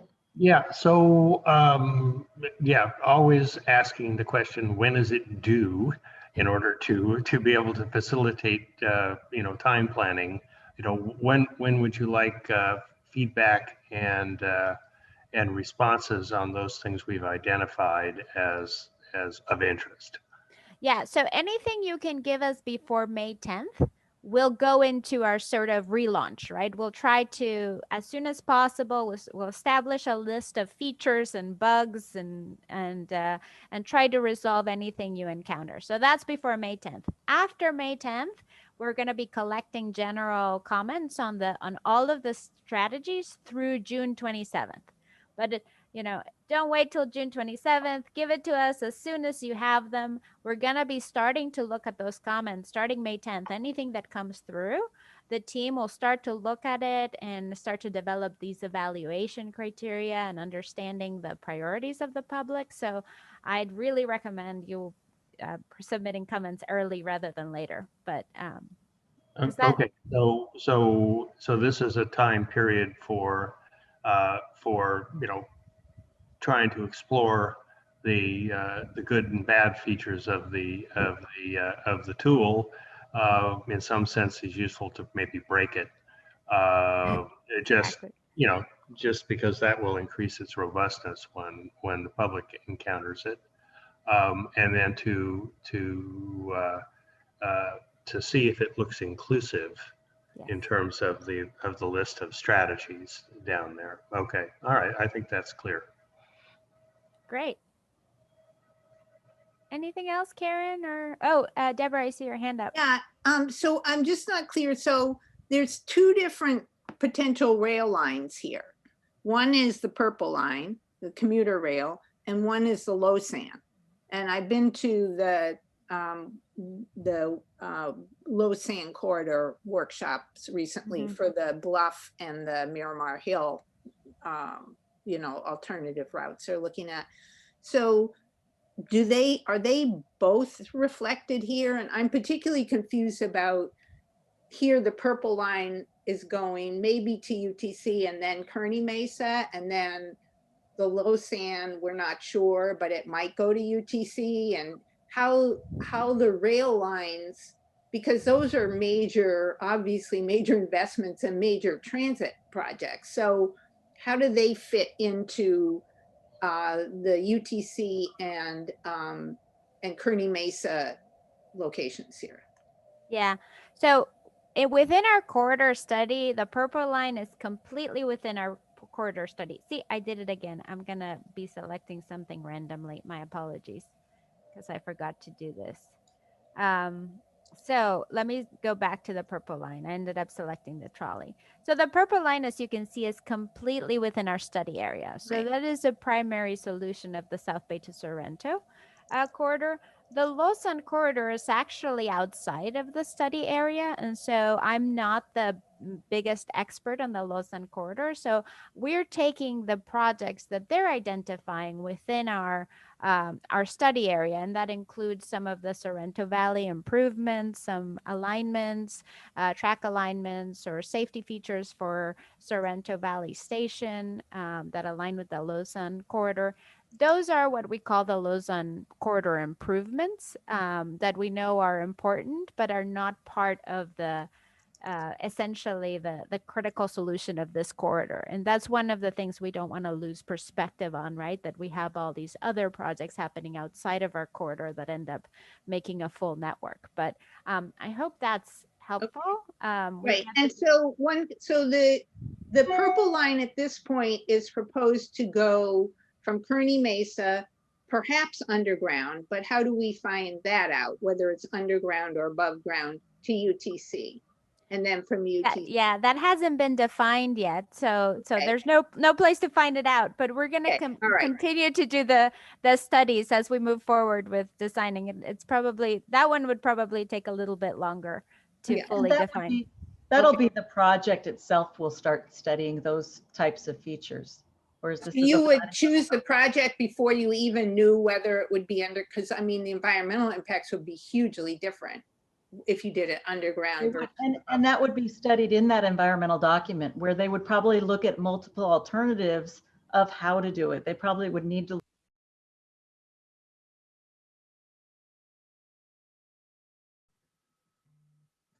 Hello, everybody. Welcome to the breakout room for Mission Valley, Mid-City, and Southeast San Diego National City Group. You are in the right room, and we'll get started here in just a second. As we go through here, let's see. I'm gonna ask Sochi, are you on the line? Yes, I'm here. Sochi, as we move through this, I'm going to pause every so often, and would you be able to provide a Spanish interpretation? Yeah, no worries. Thank you very much. For the purposes of this breakout room, we're asking for an open dialogue with everybody. We want to make sure that everybody has the opportunity to talk about any topics that they want to talk about in terms of the transportation network within this, the two sub areas. If you would like to have your cameras on, if you feel comfortable with that, please, we recommend doing that. And you know, when you're participating in this particular part of the breakout session, please unmute yourself if you wish to speak, or raise your hand, and we'll be sure to acknowledge you and let you speak. So let me give a quick translation. Para los que hablan español, en esta sesión estamos queriendo sus opiniones y probar una discusión sobre las sobreregiones de transporte. Si quieren hablar durante esta sesión, por favor, presen el... ¿dónde está? Para abrir sus mics y también pueden usar el chat para que podemos hacer translación e interpretación del chat.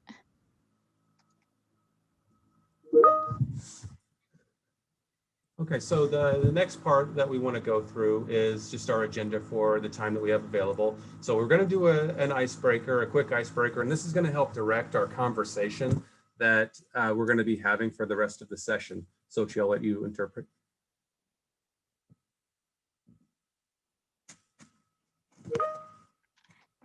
Sorry, I'm looking for my mute button. So, va a ser interactivo esta discusión. Van a también a preguntar sus opiniones sobre el mapa y también en qué ustedes están interesados como residentes y stakeholders. And for the map that we're going to be reviewing, I'm going to pull it up here in just a second.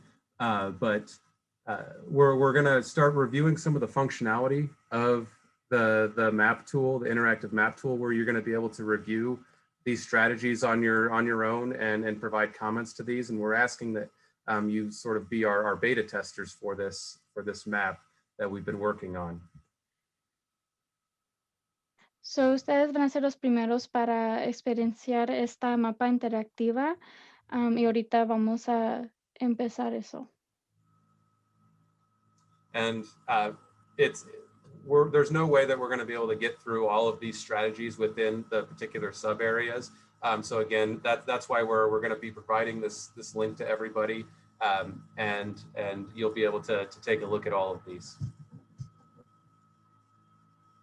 So, como estamos limitados en tiempo, no todo se va a poder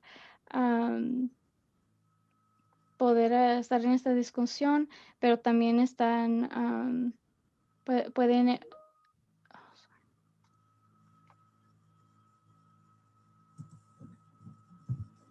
So Jennifer, I'll turn it over to you so that we can get into our icebreaker. Yes, and welcome everybody to the central part of our corridor.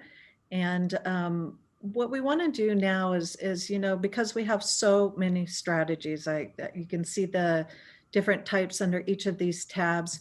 We're hoping that you would feel comfortable turning on your camera and letting us know what your primary category is of interest. From those that are identified here, if you have some other thing that you would like to talk about, we can certainly also include that, but really these are the primary kind of categories that our strategies are focused around. So why don't we go ahead and kick this icebreaker off, Corey? Absolutely. So with this, let's Carriles. Let's see. Sochi, can you interpret the icebreaker? Yeah. So, ahorita lo que vamos a hacer es estar eligiendo categorías que les interesan más y también ver qué estrategias funcionan para ustedes. So what can I ask a quick question? Absolutely. So there's folks representing City Heights on this call. Yes. And so I'm just, you know, the focus has been on Spanish language, but my question is that, you know, City Heights has a large Vietnamese population and other immigrant communities in that area. Are you guys also representing them, or are you just only representing Spanish speakers in those communities?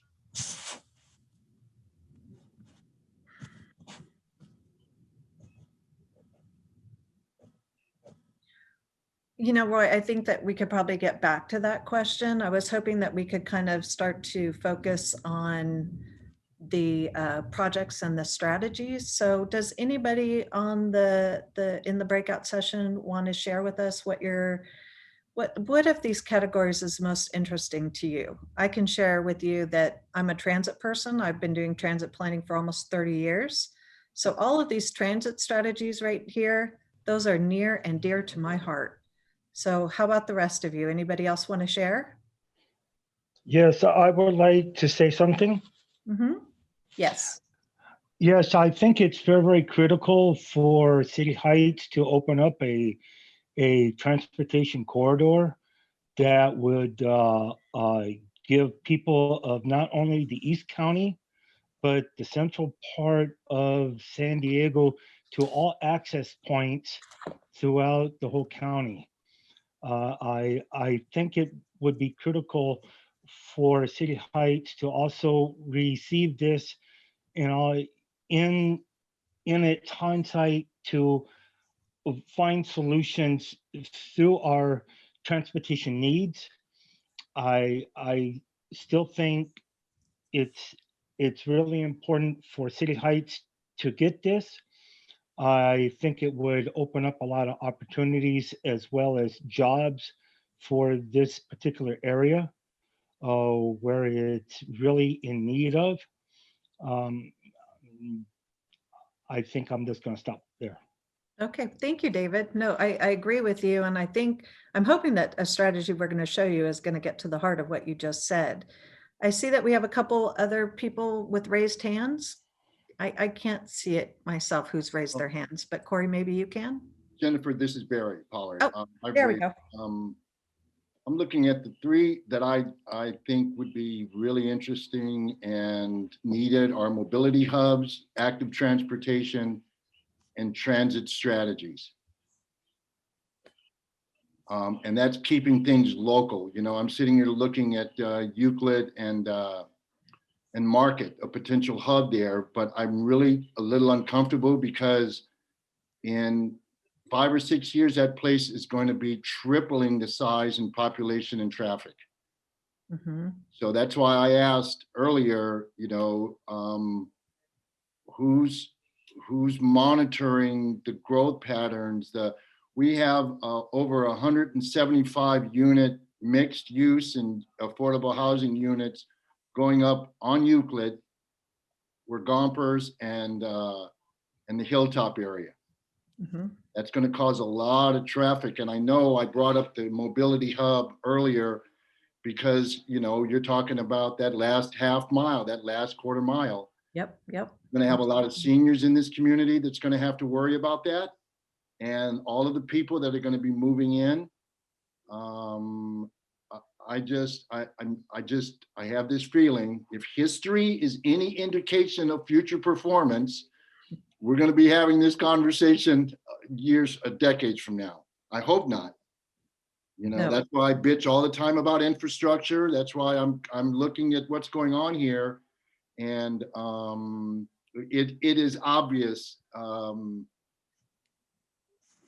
that we're going to have more capacity here in this area. And it's designed, this county's putting up the Live Well Center. That's going to be 350 more people every day on that corner. And we've already started talking about if that's going to be a hub on Euclid and Market.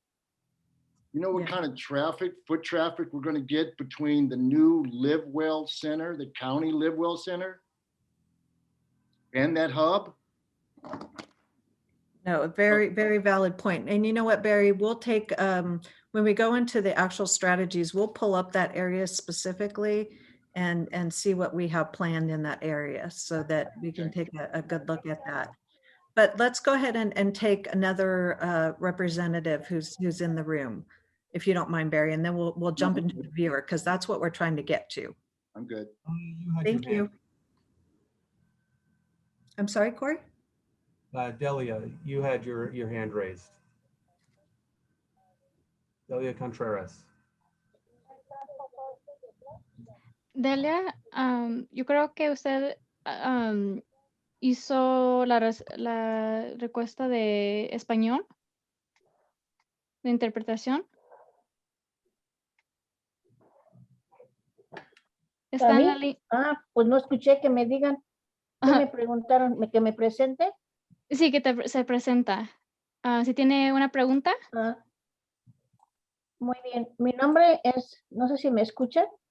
Sí, lo estamos escuchando. Mi nombre es Delia Contreras y vivo en la comunidad de City Heights y a mí me interesa mucho la línea morada que pase por mi comunidad, ¿verdad? Pero si tengo que hablar ahorita de estas que están aquí presentando, me interesa mucho el Highway Connection y la de tránsito estrategias, las estrategias de tránsito y las Highway Connections. Creo que si tengo que escoger alguna que me llame la atención son esas, pero principalmente el hecho de estar en esta reunión, muy importante para mí es que ustedes como voz de nosotros, de todo lo que es el condado de San Diego, tomen en cuenta la comunidad multicultural como City Heights, que no desvíen para Hillcrest la línea morada cuando tomen esas decisiones, que escuchen esta comunidad y todas las comunidades desde luego, pero es muy importante que tomen en cuenta en su corazón que mi comunidad es de bajos recursos. Mi comunidad quiere crecer. Hemos luchado por años por tener cosas que merecemos. Votamos por representantes, pero queremos que esos representantes ahora de veras hablen y enseñen lo que nos prometieron, de apoyarnos, de luchar por nosotros.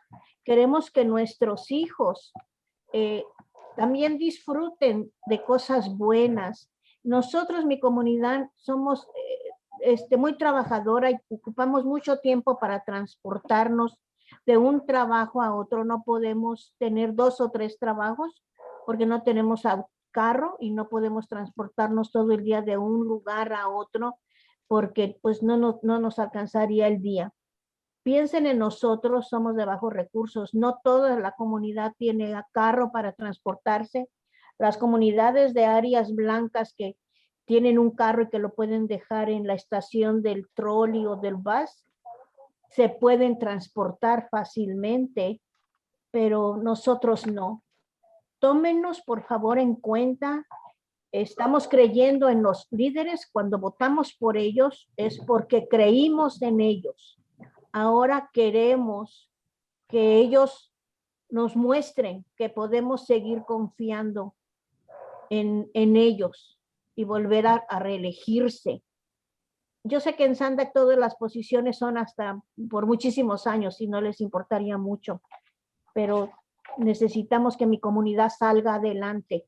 Queremos que así pase, que así sea, que estas reuniones, ustedes no nos escuchan. Óiganos a nosotros, tenemos años luchando, el idioma no nos ayuda porque metemos mucho tiempo para trabajar y llevar el pan a la mesa de nuestros hijos, de nuestros nietos. Pero ustedes tienen facilidad de ayudarnos y espero que así sea. Muchas gracias por escucharme y que la próxima vez piensen en que estemos todos reunidos para que nos escuchen, porque nuestros corazones lloran cuando nuestros hijos no podemos llevarlos a ningún lugar, a ninguna actividad. ¿Por qué? Porque no tenemos los medios, porque tenemos que transbordar todo el día. Pónganse ustedes en nuestro lugar.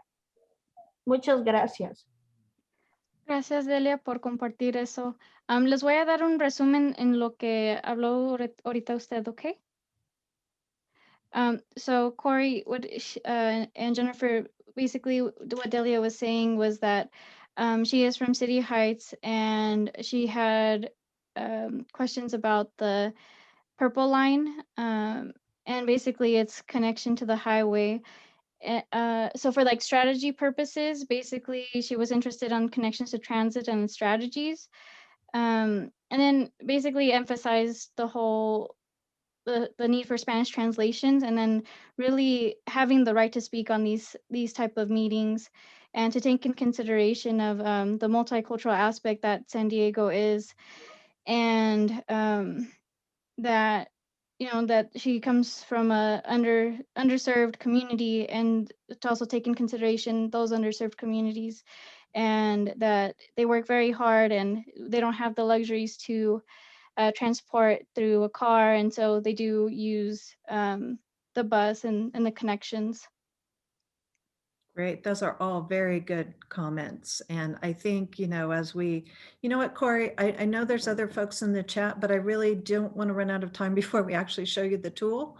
So why don't we jump into the tool? And I want to show you a little bit, because what our goal today is to give you this tool and to have you navigate through it. And this tool is going to be available in Spanish.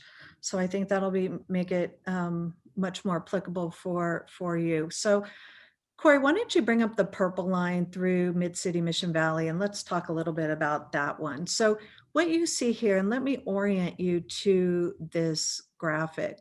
Essentially, at the top of this tool, Corey, if you'll go up, you'll see all of the different types of services that you can look at. So, you can look at the transit, you can look at where the mobility hubs are, you can find all the active transportation, the highways.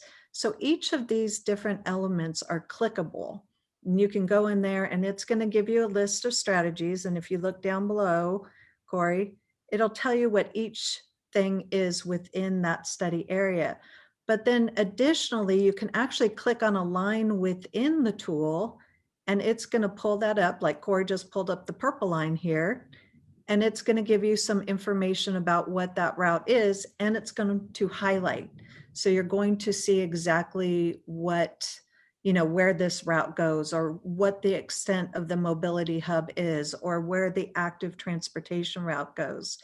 And we've done this for the entire corridor. So for instance, you can see on the left axis of this tool, we have, every area kind of broken down, and we're focused right now on Mid-City and Mission Valley. And what you can see here is that Corey has brought up the purple line, that's the bright blue. And do we want to take a minute so you can translate that? I'm sorry, I kind of go on and on. I feel to make it fair, the translation, we should probably translate all of this into Spanish.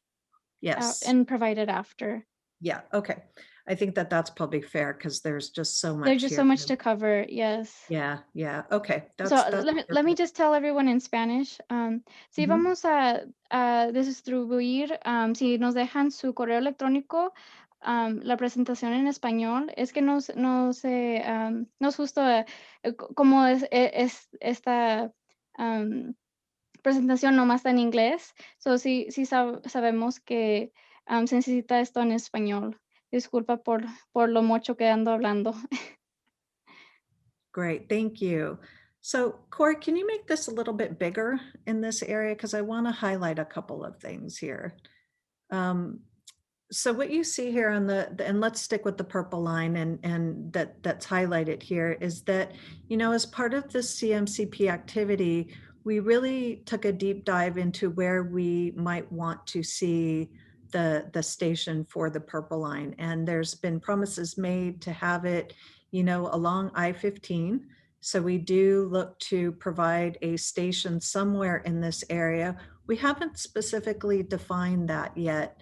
And that's something that we wanted to talk a little bit about at some point in the future here is that, do we want that station in the middle of the freeway in City Heights?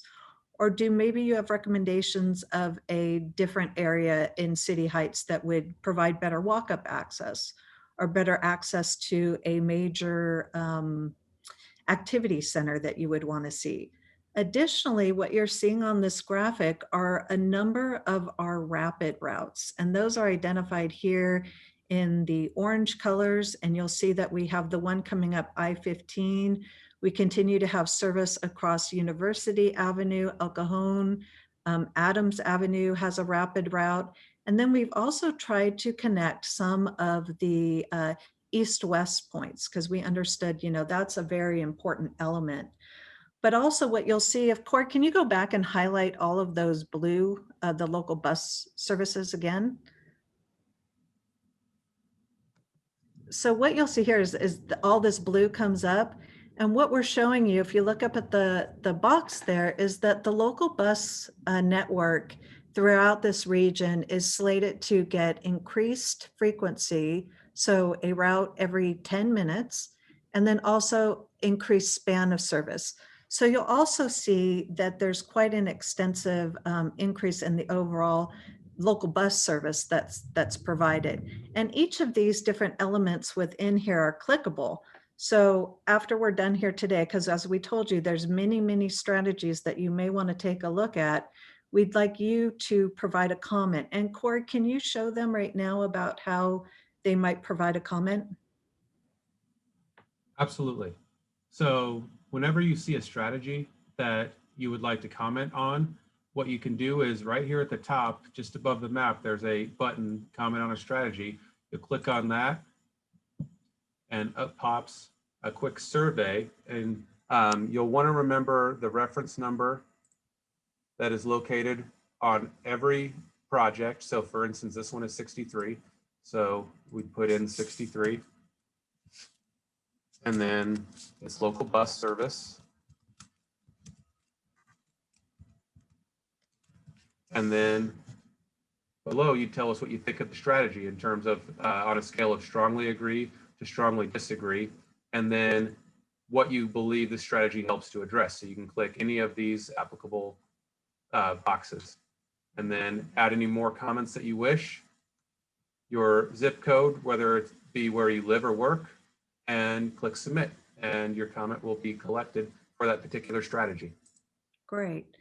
Maybe we can jump into Mission Valley to show the connectivity that we've also developed as part of this study area, because I know there's some folks on this session that are very interested in what's happening in other parts of our study area. So as we jump down from Mid-City, what we've provided is a direct connection. We heard that there's a lot of people that are traveling from the Mid-City, City Heights area and have trouble today accessing Mission Valley, where a lot of different types of services, and then in the future, a major university as well have access to. So as you look at these lines, you'll see the cross connectivity. You'll see the rapid lines that are traveling through there. And then you'll also see how the purple line comes down to serve some of that, or to serve the new university at that site. It's important to note when you look at some of these comments, and we'll be sending out a spreadsheet also that gives you a little bit more information, if you will, that there's the purple line, and some of these routes are fully grade separated, which means that you'll provide direct connections to and from these locations. So we did highlight Mission Valley because Mission Valley has extensive land use increases that are going to be happening in this area. So we'll be, providing that north-south access, but then there's also going to be a future CMCP that comes in to look at the entire Mission Valley area. So our study really only focused on that north-south connection into the valley. And then the future study will look at those additional east-west connectors. Corey, if you don't mind, since we do have a little bit more time, if we can go and move into National City and open the goods movement tab, I'd like to. I know that there's probably some folks on here from National City as well. So part of what our corridor is looking at is resiliency and goods movement. So, not just freight, but e-commerce as well. And so, Corey, maybe you can pull up one of our goods movement projects within here. And they're all listed. So what you'll see as you go down through here, one of our major, and the blue line around this, the whole study area shows you that this one strategy is very important for the entire region. So for instance, truck parking opportunities for goods movement for freight vehicles is something that this entire region has to deal with. So when you click on that, you might come up with this blue boundary of the entire study area because it has application throughout the entire study area. And a lot of goods movement projects do. Corey, can you click on strategy 431, please? This should be a more localized improvement. So what you see here, oh, this is still truck parking. My apologies. That's okay.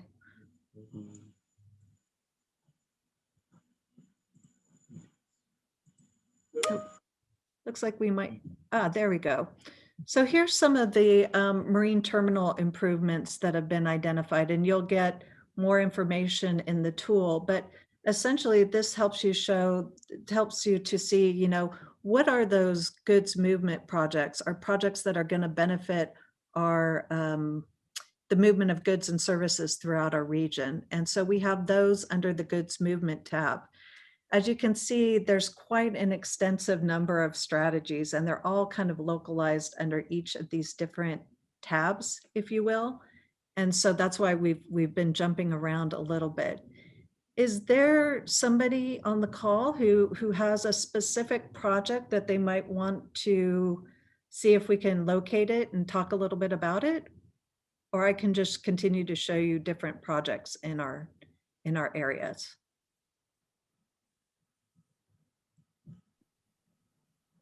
Why don't we look at Southeast and see what projects we have scheduled over here? Okay. So Corey, can you go over to maybe Euclid and Market, that area, Barry? Yes, please. Yes. It's gonna be right, yep. Down a little.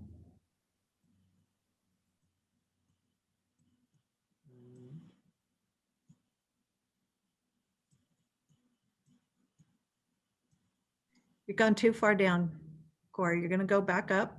Yeah, yeah, explode it up a little Where bit. the Zoom in a little 94 bit more. is. Yeah, so we have market right here. Corey, you see it just a little bit above. Move to the Mhm. north. Yep. And then move to the east. Too far. Yep. You're right. Right. Yeah, zoom in a little bit more, Corey, so I can see this. One more time. Okay, so this is, what's this, 15 right here and market? Yes, Okay, so we need to go east. Yep, further east. slow down. Okay, so right here should be.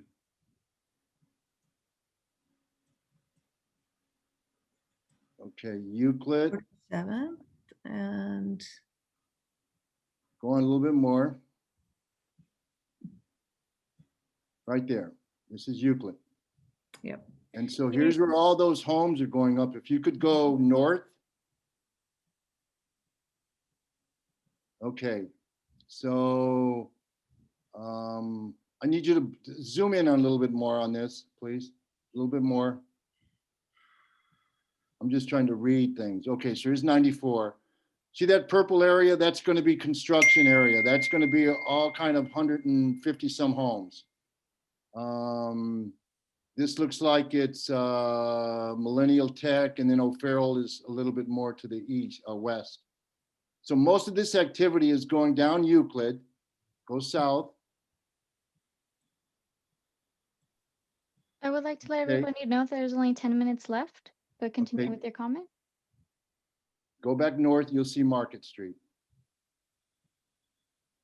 Okay. And so that hub is scheduled to be right in here, Yeah. right in the corner. The southwest corner of Euclid and Market is where the hub is supposed to be. There's It's a under photo- construction today, isn't it, Barry? Not quite. Not quite. I was just out there at the Walgreens getting my vaccine, and there's quite a bit of construction. That's that infrastructure yep. that I was talking about is, Mhm. and that goes from here all the way up to 94. But the care center is going to be where the light blue is, immediately east of Euclid Avenue and below Market. So right near that area, the plus and minus sign on the map. Yeah, right there. That's where the care center is going to be. So it's going to triple at least the population and the level of activity. That's not even counting these areas here. So Corey, can you close the goods movement tab and maybe open up the transit and the mobility hubs tab? I don't know if you can, Would be, yeah, that would be. Absolutely. and let's see what we have planned in that areas.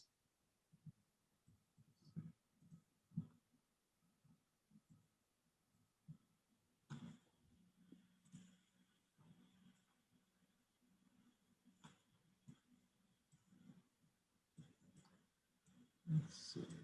So Barry, what we'd ask of you is, we can do this now, but when we send out the link to this tool, it'd take you directly to this map Yep, I will. I'll take a look at it. and you can get in here, but if Corey can navigate us back to it, it's hard to do when there's so many people online. It's a little bit slower. Yeah, That's apologies. We only got a few more minutes. Yeah. I'll get on it and take a look at it. Yeah, but what you can do, Barry, is, this is a good demonstration. You can kind of see that we do have a rapid route traveling through there. We have all the local bus improvements. But if you see a gap in where that growth is happening and what we've identified here, certainly that's where we would want you to let us know. But this is just to help you visualize what the functionality of the tool is to make sure that we're developing solutions that are keeping with, you know, your knowledge of the area. So, Okay. yeah. Okay, anybody, would anybody else like to talk a little bit about, we have 3 raised hands. So Corey, I don't know who those people are that have raised hands because I can't see for some reason. Sure, yeah. Let's go with Roy.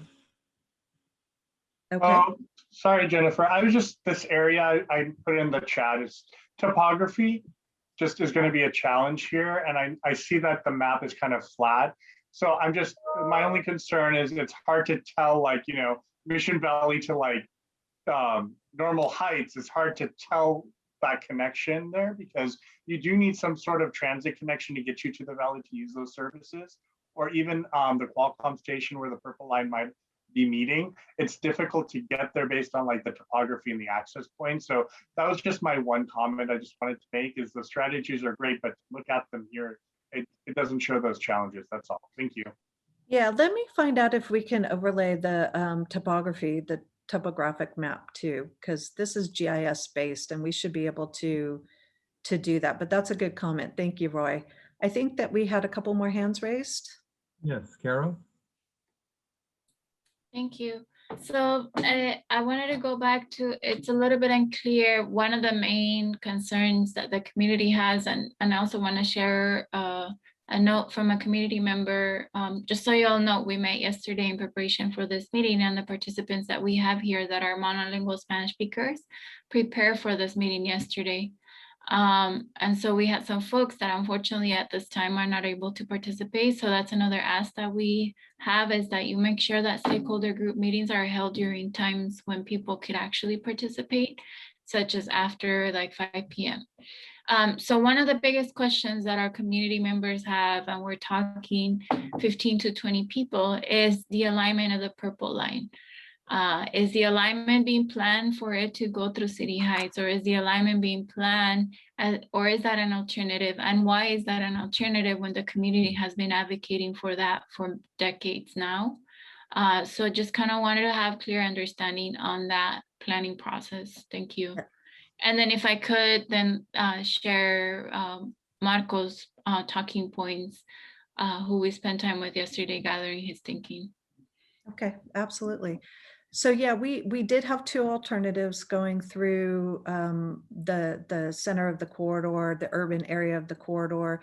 We had North Park, and then we had City Heights. And when we started the regional vision and started looking at the Purple Line, one of the things we did was a deep dive on the data. And, you know, we had already always anticipated that the Purple Line would travel through City Heights. That's where the original corridor study had it. But when we started looking at the data associated with populations in the urban area, North Park actually popped as having a higher population base in the area that we would have a station than City Heights did. But let me share with you that one of the things that we determined was that when we were looking at the ridership and looking at the modeling, the station in City Heights, when we modeled it, it's right in the middle of the center line station. So when you do a 1/4 of a mile around it to look at what the ridership might be, you're essentially capturing the freeway. So then when you move a 1/2 a mile around it, you get higher ridership numbers. And when you move it a mile out, you get even higher ridership numbers.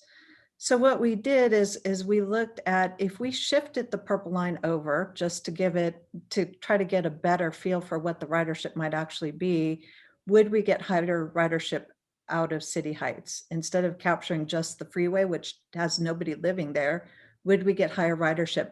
And we did, in fact. I mean, it's still not as high of ridership as the potential is in North Park. I'll share that with you.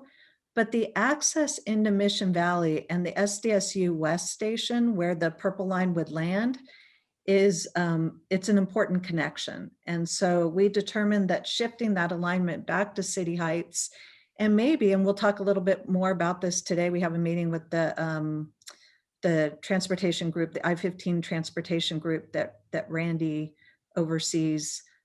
We're going to talk a little bit about where that station location might be in City Heights to try to get better access instead of maybe the center of the freeway, is there any way that we could shift it, further to the west to try to get more into the community to provide walk-up access?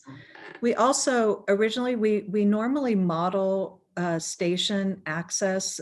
People have a 1/4 mile walk up to a station. That's generally how much people will use to get to a station.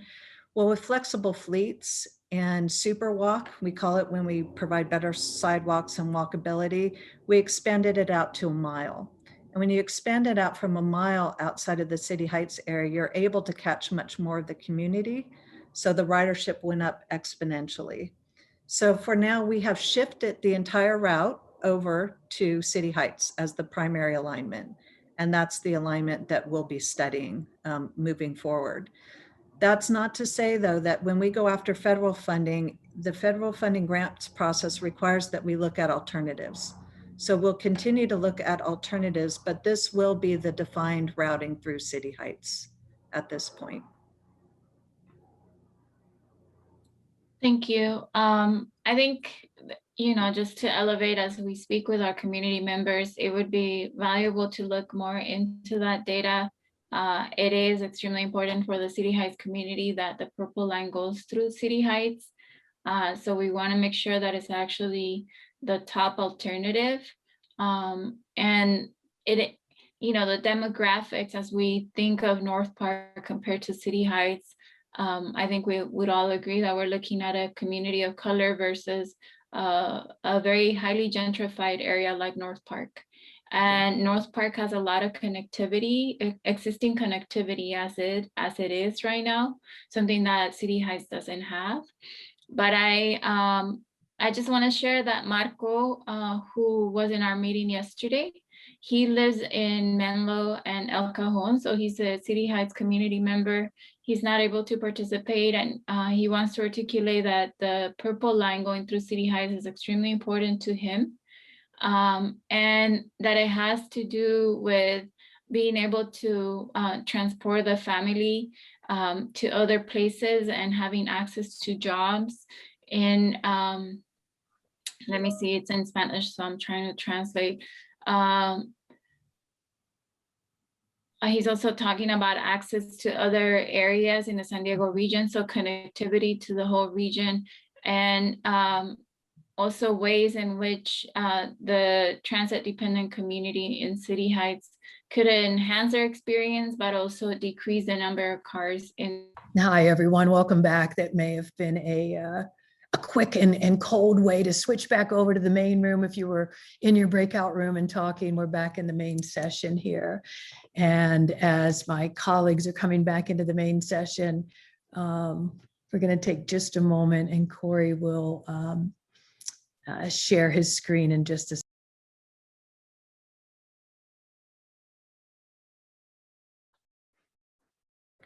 Hi, everyone. I think you're able to see me here. I thank you for your patience today, and I am going to move some screens around so that I can screen share. And if you are hearing my voice this time, you're back with Elizabeth, and also Ramon Martinez is here. And we are in the breakout room 3, which is Coronado, Imperial Beach, Chula Vista, Otay, and the US-Mexico border. So I see some folks here that I'm used to seeing on calls. I'm glad to see you again. Bear with me just a moment. I'm clicking through some things so that I can share my screen. Ramon, would you like to say hi to the group? Hello, how's everyone? My name is Ramon Martinez. I'm with Caltrans, and I'm part of this team. I've actually, I think most of my career at Caltrans has been involved with projects in the South Bay. So I'm happy to be here with you. Our goal here is to communicate what is being planned, but also to listen and to gather your comments. We were sharing yesterday that this effort is a lot like when you hire a contractor, and you can't just hire a contractor, and we are the contractors, and then let them go to work without explaining what's important to you, right? Because what you may end up with maybe something that looks great, but maybe it's not what you want.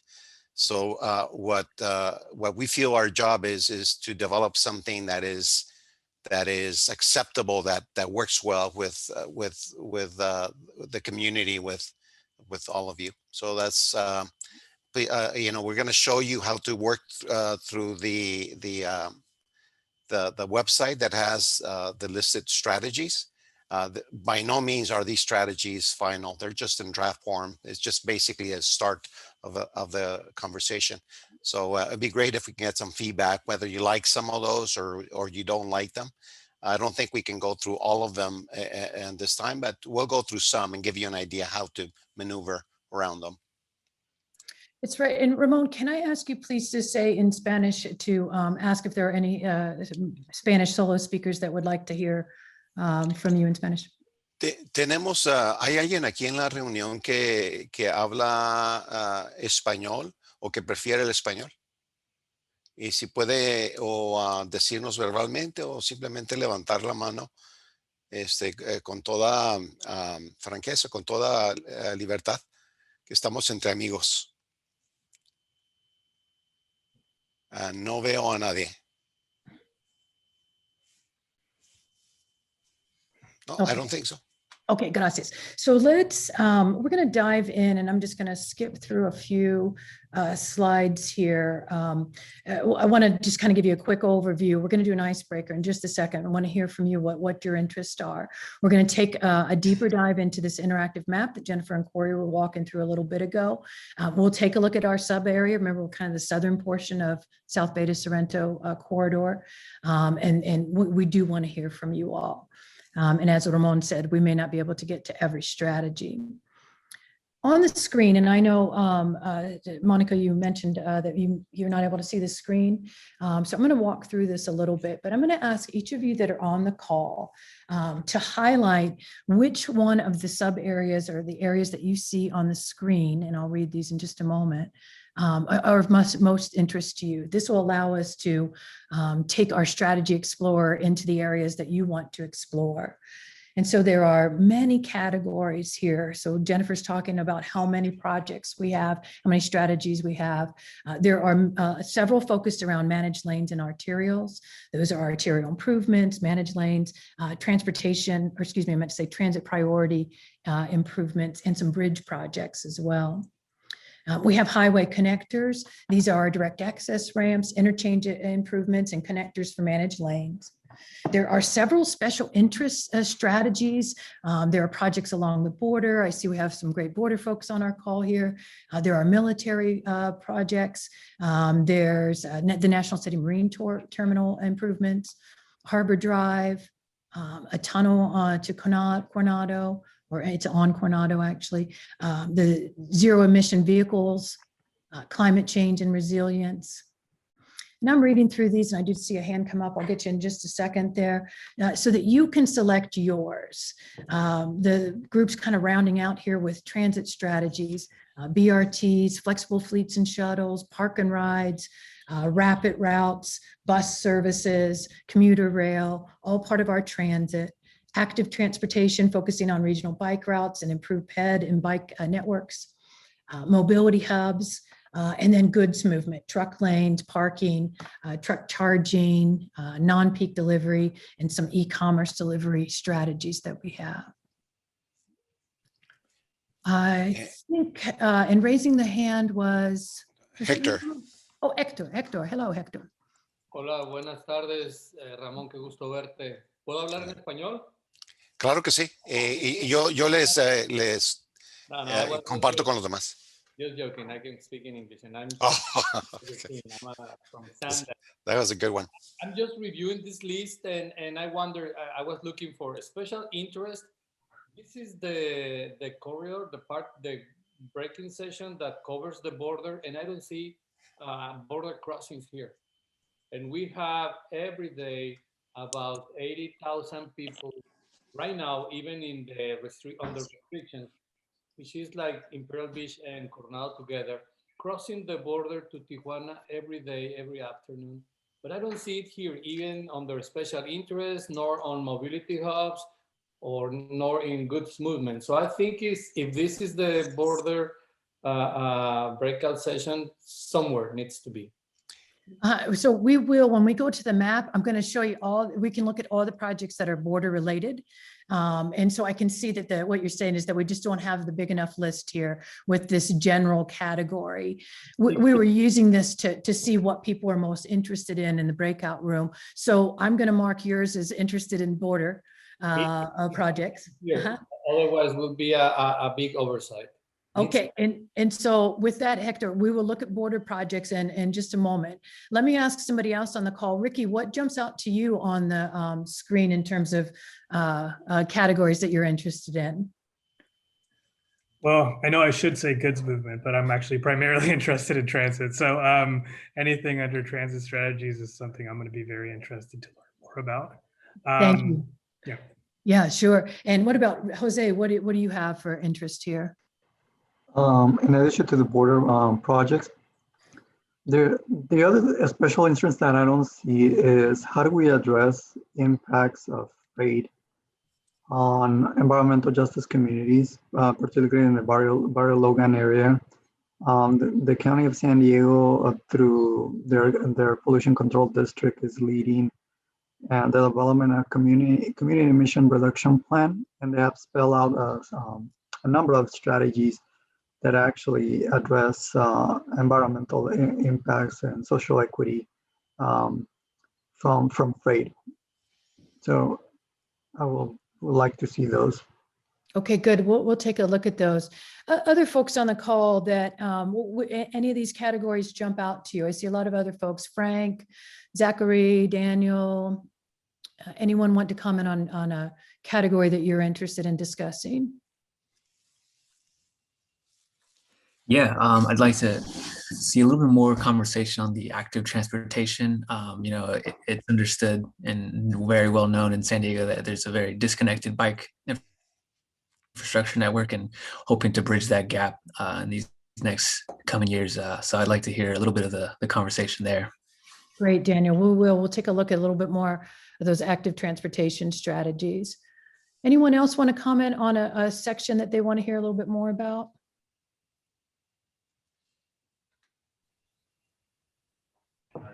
Elizabeth, we had a comment. I don't know if you want to read that off.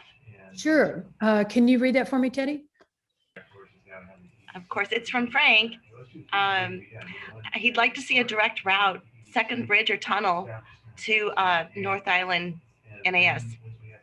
Okay, great. So I really appreciate that comment. And Frank, we will look to do that. Oops, Elizabeth, you muted yourself on accident. Thanks, Allison.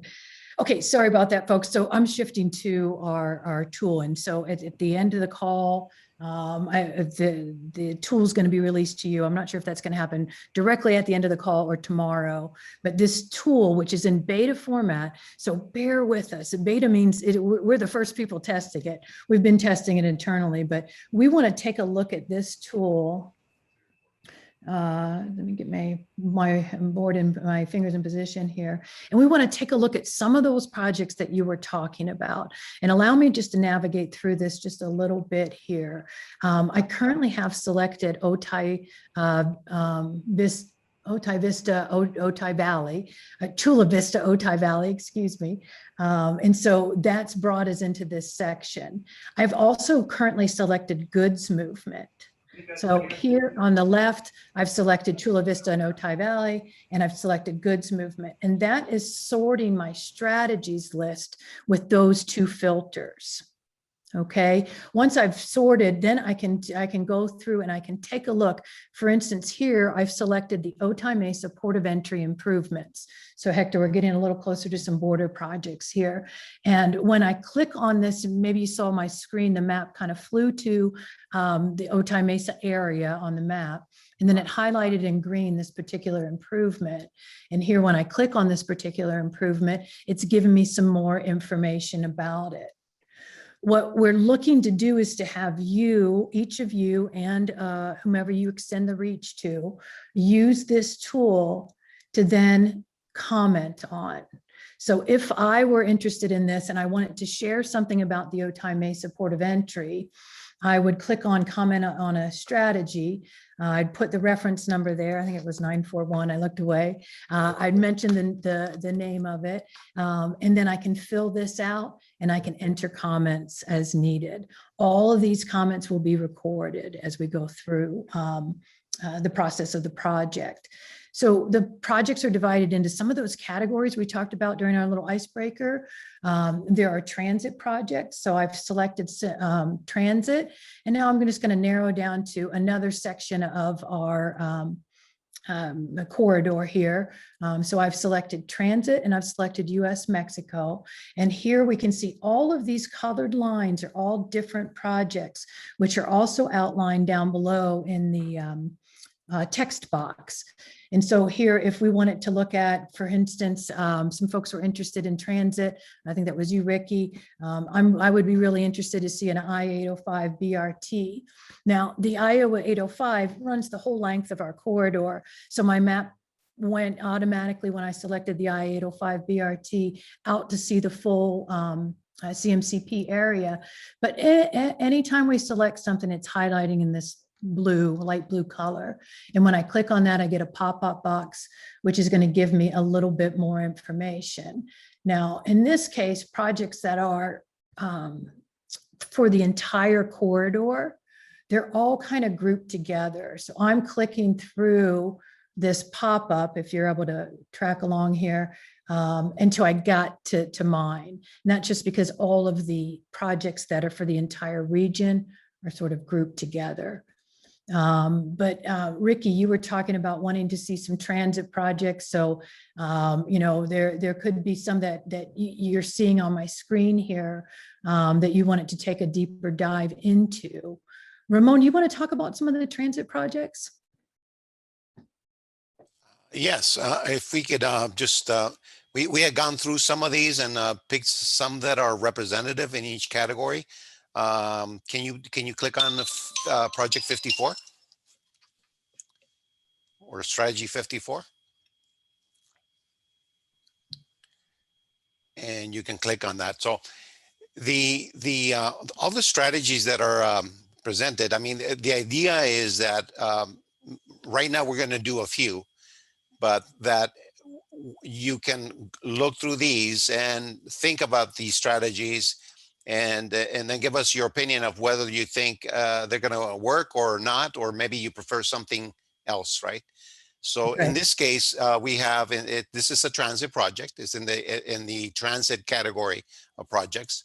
If you look at the how it says transit on the list, and then it says transit highlighted on the bottom, and it's the buttons that are on the left just basically take you to that region. But once you click on a specific project, it actually focuses on that project. And on this, we're talking about Rapid Route 950. And the proposal is to add a route that goes from the Otay Mesa Port of Entry directly to Imperial Beach via 905, right? So that is one of the strategies that is being presented to resolve an issue, right? So I don't know if there's any questions with that, or, you know, someone has thought about that. Okay. Now, if we can focus on, let's say, reference 657.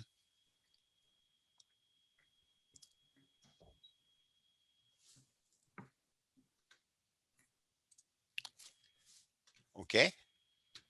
Oh, sorry, I need to click off of that first one. Here's 657, which is Rapid 293. Okay. So 657 basically it's Rapid Route 293, and we're talking about doing transit queue jump lanes, right? So somebody like Jose maybe can explain it better but I'm going to try. Here we're talking about providing technology where a rapid bus can jump regular traffic at intersections, right? The way I understand it, it's a system where actually a system that understands where the bus is along its route, and then it organizes traffic so that the bus can go ahead of regular traffic, right? Another example is route, let's see, reference 449.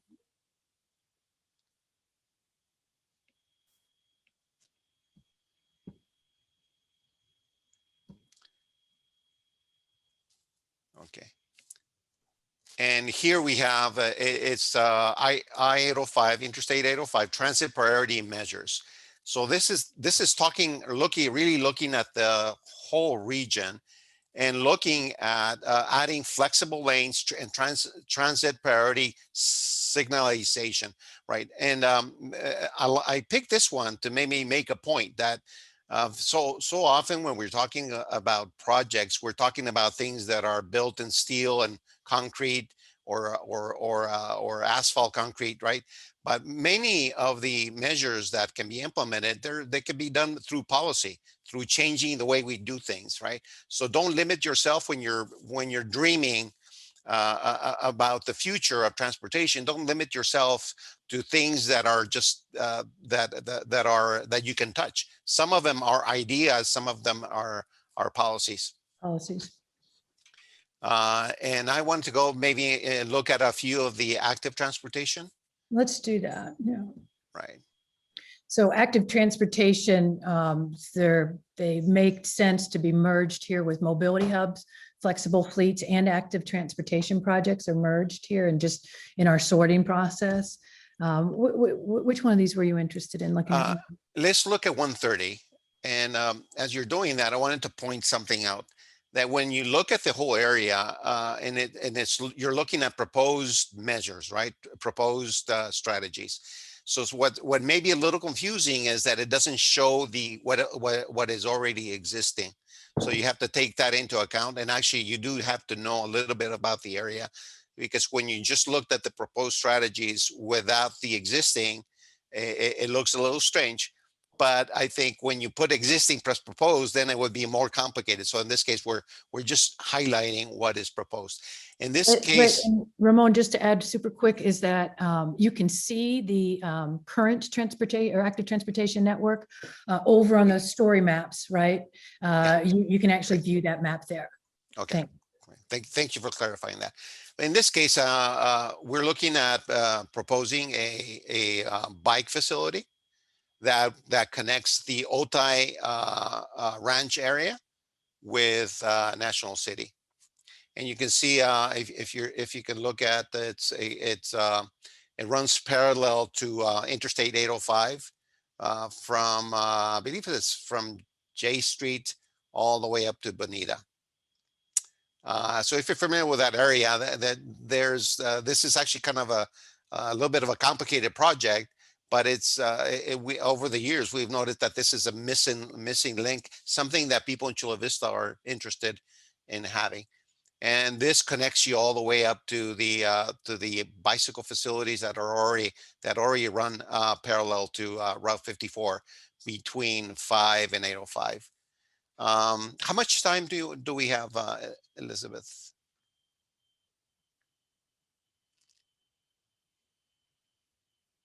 You're muted. Thanks, sorry. Let's just spend another maybe 5 or 10 minutes looking at some of these ones that you've selected, Ramon. Okay. And as we're going through them, if you want to do a chat note or something, this is really meant to just show you how it works, and maybe you go, spend some time looking at them later.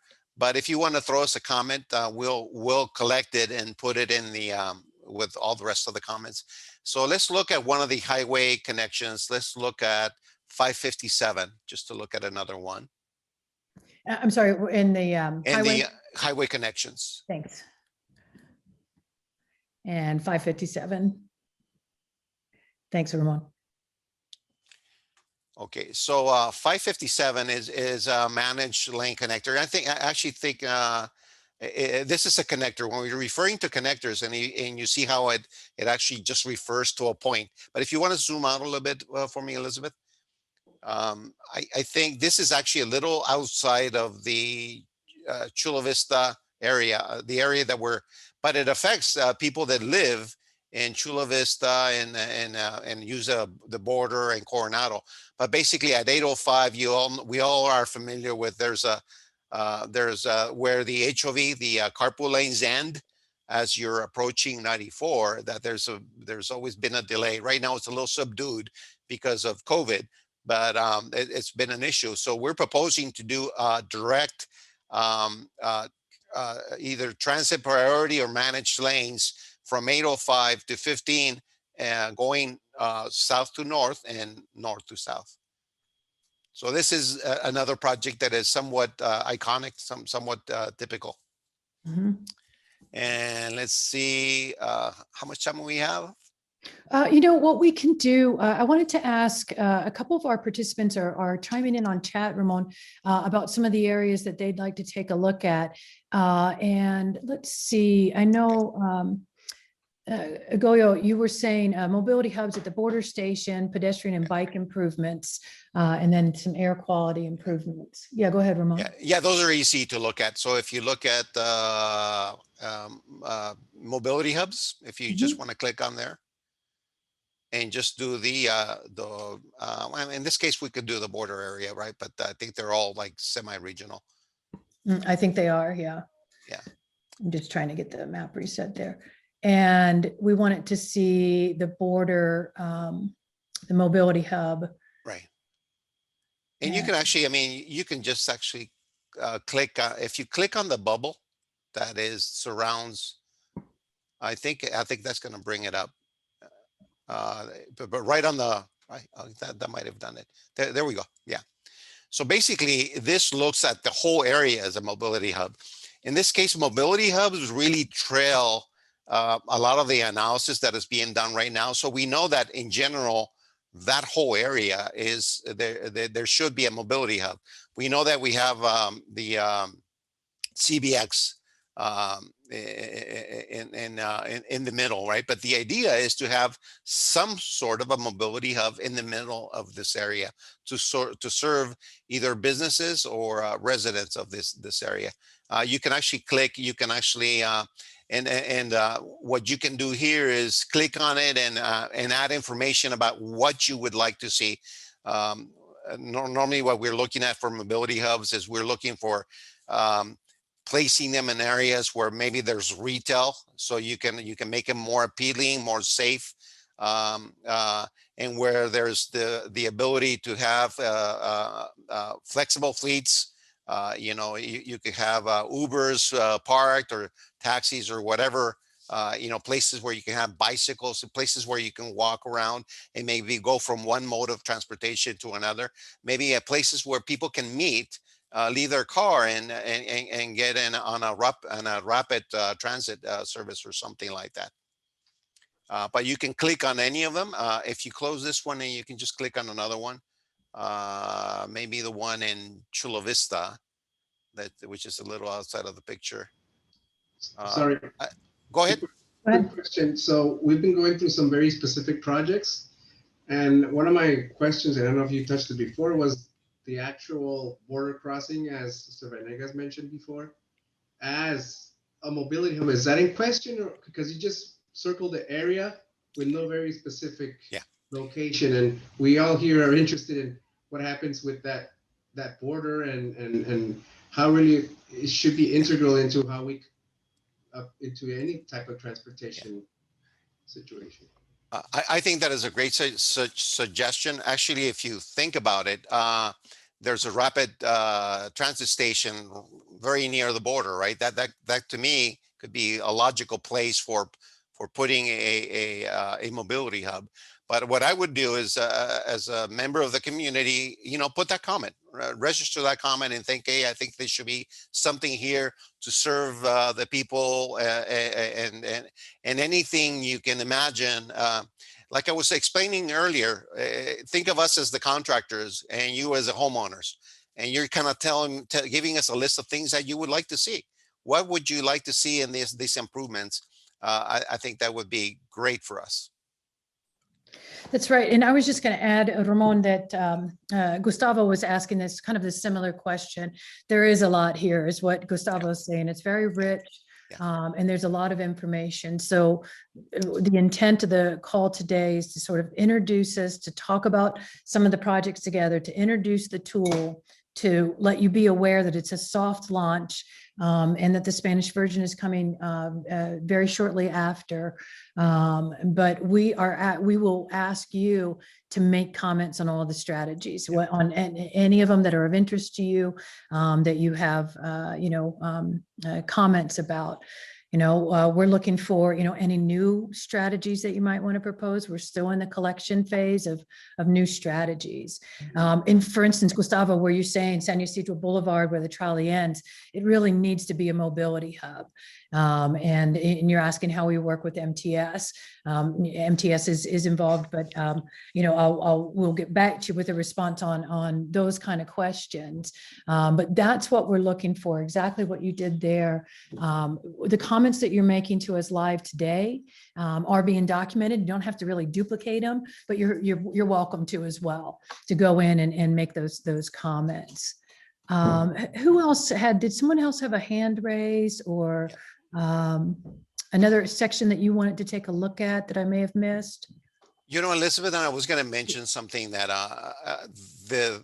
what we're looking at may look a little overwhelming. There's a lot of information. When you look at the study area, it's huge. But let's say if you get to a point where you just don't feel comfortable with it, we're going to have a contact number. You can call us. We can talk it out. We can explain it. I mean, what we really want is your feedback, right? Honestly, I've been in transportation for many, many years.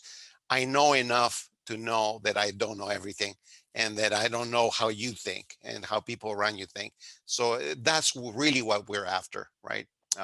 We actually feel really bad about the issue we have with some of the people that speak Spanish, because the whole team is somewhat multilingual. Right. But I think we didn't expect that. But I think if you know any of the people that were offended, I mean, we've been talking about approaching them for so long. We just were caught a little flat-footed. But anyway, do we have time to look at any other areas, or? Yeah, we do. We have about another 10 minutes. Does anyone want to look at a specific project or type of projects? Anything coming to mind? Let's just go ahead and take a dive into, I don't know that we looked at any resilience projects yet. And I know somebody brought up some climate change strategies that you were just curious about. So Elizabeth, could Yeah. you also look at the chat again? There's a few more questions in there. Or do you want us, is it easier for us to read them off? Actually, I was able to get it situated now. Thank you so much. Okay. I did see Gustavo's adding some. I saw some other ones. I thought I got most of them. Gustavo, I did see your comment about Sorrento Valley is one maybe Teddy was pointing out here. Is it the end of the route? And that doesn't make sense to me. I don't know the answer to that question. And so our team's recording that, and we'll make sure to get an answer.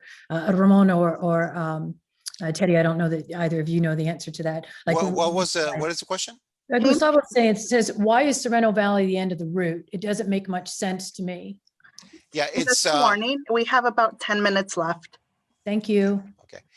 It's not the end of the route. I mean, obviously we understand that we keep going. The issue when you look at a planning study is that you could always say that, Sorrento, we should really gone to San Clemente. No, it's if we stop at San Clemente, we should go to LA. What's up at LA, we should really go to San Francisco. Sorrento is just basically the area that is in the scope of what we're looking at. We understand that there's more to look at. Actually, if you look at the study area, it doesn't cover all of Chula Vista. It only goes to a certain place. It doesn't mean that we ignore people that are coming from East Chula Vista. It doesn't mean that we ignore the people that are coming from Mexico. Actually, they come into the area. That is just the area of scope that we selected, right? You have to put a figure and select something, but we're looking at everyone that comes in through this area and everyone that exits through this area. But that's a good question. That's actually something I asked when we were starting, because I was a little confused with that. Yeah, thanks for that, Ramon. while you were chatting, I was just pulling up some other projects so people can get a wider look at what we have here. I'm in the resilience section, and I clicked on the adaptation of the Sweetwater Loop and River Trail, which is something that I'm very familiar with. My horse was boarded down there for a long time. And so the project is to analyze the strategies for adapting bikeways, including elevating, separating trail from the river with a flood-proof wall, relocating them inland. Those are some strategies that are being considered in our resiliency. There's also this adaptation of asphalt grades. And this is another one to kind of combat our heat index issues. Update shoreline preservation strategy. Here, this is to adapt the beach nourishment strategies for sea level rises. Yes, Elizabeth, and I've noticed that if you take that sign and I was going to say, can you hit that again? I wanted to, because that's something that or any of them, right? So can you touch it again? Yeah, I'm having, of course, it's the system's not giving me what you want to see right now. Actually, if I go to Sweetwater. Maybe I can just explain it. When the label comes in, if you touch, see that little thing on the not the cross, but the next left to it on the top, right there. That moves it to a side, because it's really it really had me bothered when I was looking at it, that it's always blocking what you want to see. So if you just hit that, it moves it off to the side, but it shows you what the action is. And on any of these, I mean, we understand that they're explained in a very brief manner, but if you have questions, all you have to do is put a comment. We'll either contact you or we'll answer your questions by whichever way. Elizabeth, could you show, this is Allison, can you go back to Mobility Hub's flexible fleets and active transportation? Because I know someone called that out. And then can you show the group how you would batch select a group of projects and how that should show up in the attribute table below? Yeah, let me do that. So I brought my map out a bit. So let me see what Allison, I'm going to unselect this. So what Allison's asking me to do is there's this kind of a cool function that we have here. I've selected Mobility Hub, Flexible Fleets, and Active Transportation. And I'm over here on the left side, and I know this is kind of small, but there's an arrow, a selection tool. Actually, if I hit the drop down, this has given me the ability to do a rectangle, lasso, circle, point, line, any way to interact with the map. And I like using the rectangle tool. And what I'm going to do is draw a rectangle, in my case, over the area that I'm most interested in. And now the map's thinking through what I selected. And in order to see just the projects in that area where I drew that rectangle, there's a checklist box here. I know it's small again, and once this is released to you shortly after the call, you click this, and maybe you saw my table sorted. And now I'm only looking at projects that are in the Mobility Hub Flex Fleet Active Transportation category for that area that I put the triangle around. So it helps me just kind of narrow my focus to the community I live in, or the community that I work in, or whichever your filter would be. So it just makes this box a little easier for me to then move within. So if I wanted to then take a look at the plans for Imperial Beach Mobility Hub in the Active Transportation Network, I'm going to click here. Oops, I am so sorry. I think I accidentally clicked too many times and I lost that example, but bear with us. We're reminding you that this is being launched to you tomorrow, either later today or tomorrow, as a soft launch, because there are a few little quirks, and we would love your feedback on the functionality. And so I have moved to a different section than my example, but let me just reset this and I can walk through another example with everyone. Is there another one that I can show somebody? Elizabeth, just an update. We have less than 3 minutes left on breakout rooms. Thank you so much, Genesis. So let's do this. So one of the things that we need to do when we go back into the main room, Ramon and team, is to kind of highlight, our top 3 takeaways from our discussion here. And so, what I saw is that there was a variety of interest in different areas, and that you want to get your fingers on the tool because it's a little hard to watch over Zoom, right? So that's one item that I see as feedback. Any other key points that you all would like to make back to the main group? Or Ramon, what comes to mind for you? I was just going to say that I understand that this is overwhelming. It is somewhat overwhelming to us, but I think it's a great opportunity to have a say in the future. I remember when I was being a boy thinking about the Jetsons, right? And so many of the things that you see that I remember from the Jetsons, and I get it. A lot of you don't even know who the Jetsons are. You guys are just They saw it at Nick at Night. They did. right. Yeah. But so many of those things, we're living with them, and you can actually see the time where they can actually be reality. But I think right now you're in a position, you have the opportunity to actually express your opinion, and we would love to hear what that is. We would like to do something about it. Ramon, this is Kip. I remember the Jetsons, but another important issue that I heard was just the border projects themselves. Thank you. We talked about that a lot at the beginning. Yeah. Thank you for that reminder, Kip. So that's good to add to our report out. Any other comments from our breakout room that we want to share with the main room?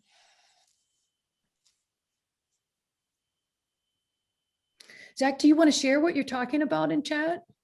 I know you love when I make you turn on your mic and that, but do you want to talk a little bit about this, the US-Mexico border mobility hub? Yeah, thanks, Elizabeth. I just wanted to drop that in there before I think the breakout room kicks us out. Address the earlier comment about mobility hub and the fact that there's a large circle drawn around the border between San Ysidro and Otay. Currently, Sandag and MTS are discussing how to basically plan for a future mobility hub, but first focusing on the San Ysidro side, or I guess what we could call the western portion of the larger US-Mexico border mobility hub. So I just wanted to let it be known that we're getting started on some of that work now. And it'll probably be one of the first mobility hub projects to kind of come out of the gate after Sandag releases a regional plan, and most likely after, or right around the time that this CMCP gets wrapped up. Thank you, Zach. I really appreciate those comments. Ramon, I think in a moment, we know that all of a sudden, like magic, we're going to be out of this breakout room and back into the main room. So if you're talking and that happened, my apologies. It's like the hot potato. Yeah. Who's going to be talking when they, because usually a timer comes in, but I haven't seen that. Actually, no, there is a timer. I see it now. It's up. Yeah. But usually you're in the middle of saying something really important and you got nervous because you're trying to rush to say it, right? And then you don't even start before they cut you off. Pretty embarrassing. Any last minute comments though, no. Knowing that we could play out in any moment? If there's not, I just thought that I wanted to make sure to highlight, we do have a technical section here. It looks like we're getting ready to switch in about a minute, so I'll fill that time. There are the NextOS and ITS projects, and since we have some technical members on the call here and some folks that may not have that technical expertise, ITS is Intelligent Transportation Systems. Did I say that right? Transportation Systems. I said it right. And NextOS is Sandag's new way of bringing those ITS projects together and kind of a one-stop shop. And so there's some really cool data projects if you get a chance, when you get a chance to play with this tool. I'm seeing some things with some adaptive ramp metering, the truck traveler information, trying to make some changes to the accessibility for our goods movement. We're looking at changeable message signs. We're looking at cross-jurisdictional coordination, some data. Hi, everyone. Welcome back. That may have been a quick and cold way to switch back over to the main room. If you were in your breakout room and talking, we're back in the main session here. And as my colleagues are coming back into the main session, we're going to take just a moment and Corey will share his screen in just a second. Let's see. Well, there were some hearty discussions in my room, which was the southern portion of the area, Coronado, Imperial Beach, Chula Vista, in Otay Mesa, and the U.S.-Mexico border. I know that we had some good conversations going. Loriana and Karen, you were up in Sorrento Valley and Kearney Mesa breakout room. Do you have a few quick comments to share with us about what your group was talking about? Yeah. Sure. Do you want to do it, Lorena, or shall No, I? go ahead, Karen. I was just wanted to answer the question. We did have a little abrupt transition, but we'll happy to answer questions, Deborah, if that was not fully responded to. But anyway, that was just what I wanted to say. Thanks. Okay, so yeah, we had a discussion, and a good, Lorena gave us a great overview of the tool and how to use those different aspects of the tool, and some of the little ways of getting the information that you're looking for in the different areas of the region. Most of the interest of the group was on the transit options, and so we did explore the transit options. And what bus routes, the rail going through. There was some discussion on the low sand corridor. And then I also mentioned about how the active transportation is going from one hub to another. So we were looking at those and how to put in the comments, that type of thing. Yeah, that's great, Karen. And, I'm sure in your breakout room, you were talking about that, very soon, after this call, be it later today, early tomorrow, maybe Monday. I'm not, maybe my team needs to remind me, but there's the link will be live for everyone to begin exploring on their own. So hopefully the session where you were where Loriana and you were showing, where to enter comments and that will help folks make sense of it once they have it on their home computers. And, also, Karen, in our room, Ramon was reminding folks that, we're happy to sit and talk through the tool, the use of the tool, to use our office hours in order to do that as well. So we're hopefully this soft launch of this tool. If you need help, please be sure to reach out to us. Thanks for updating us.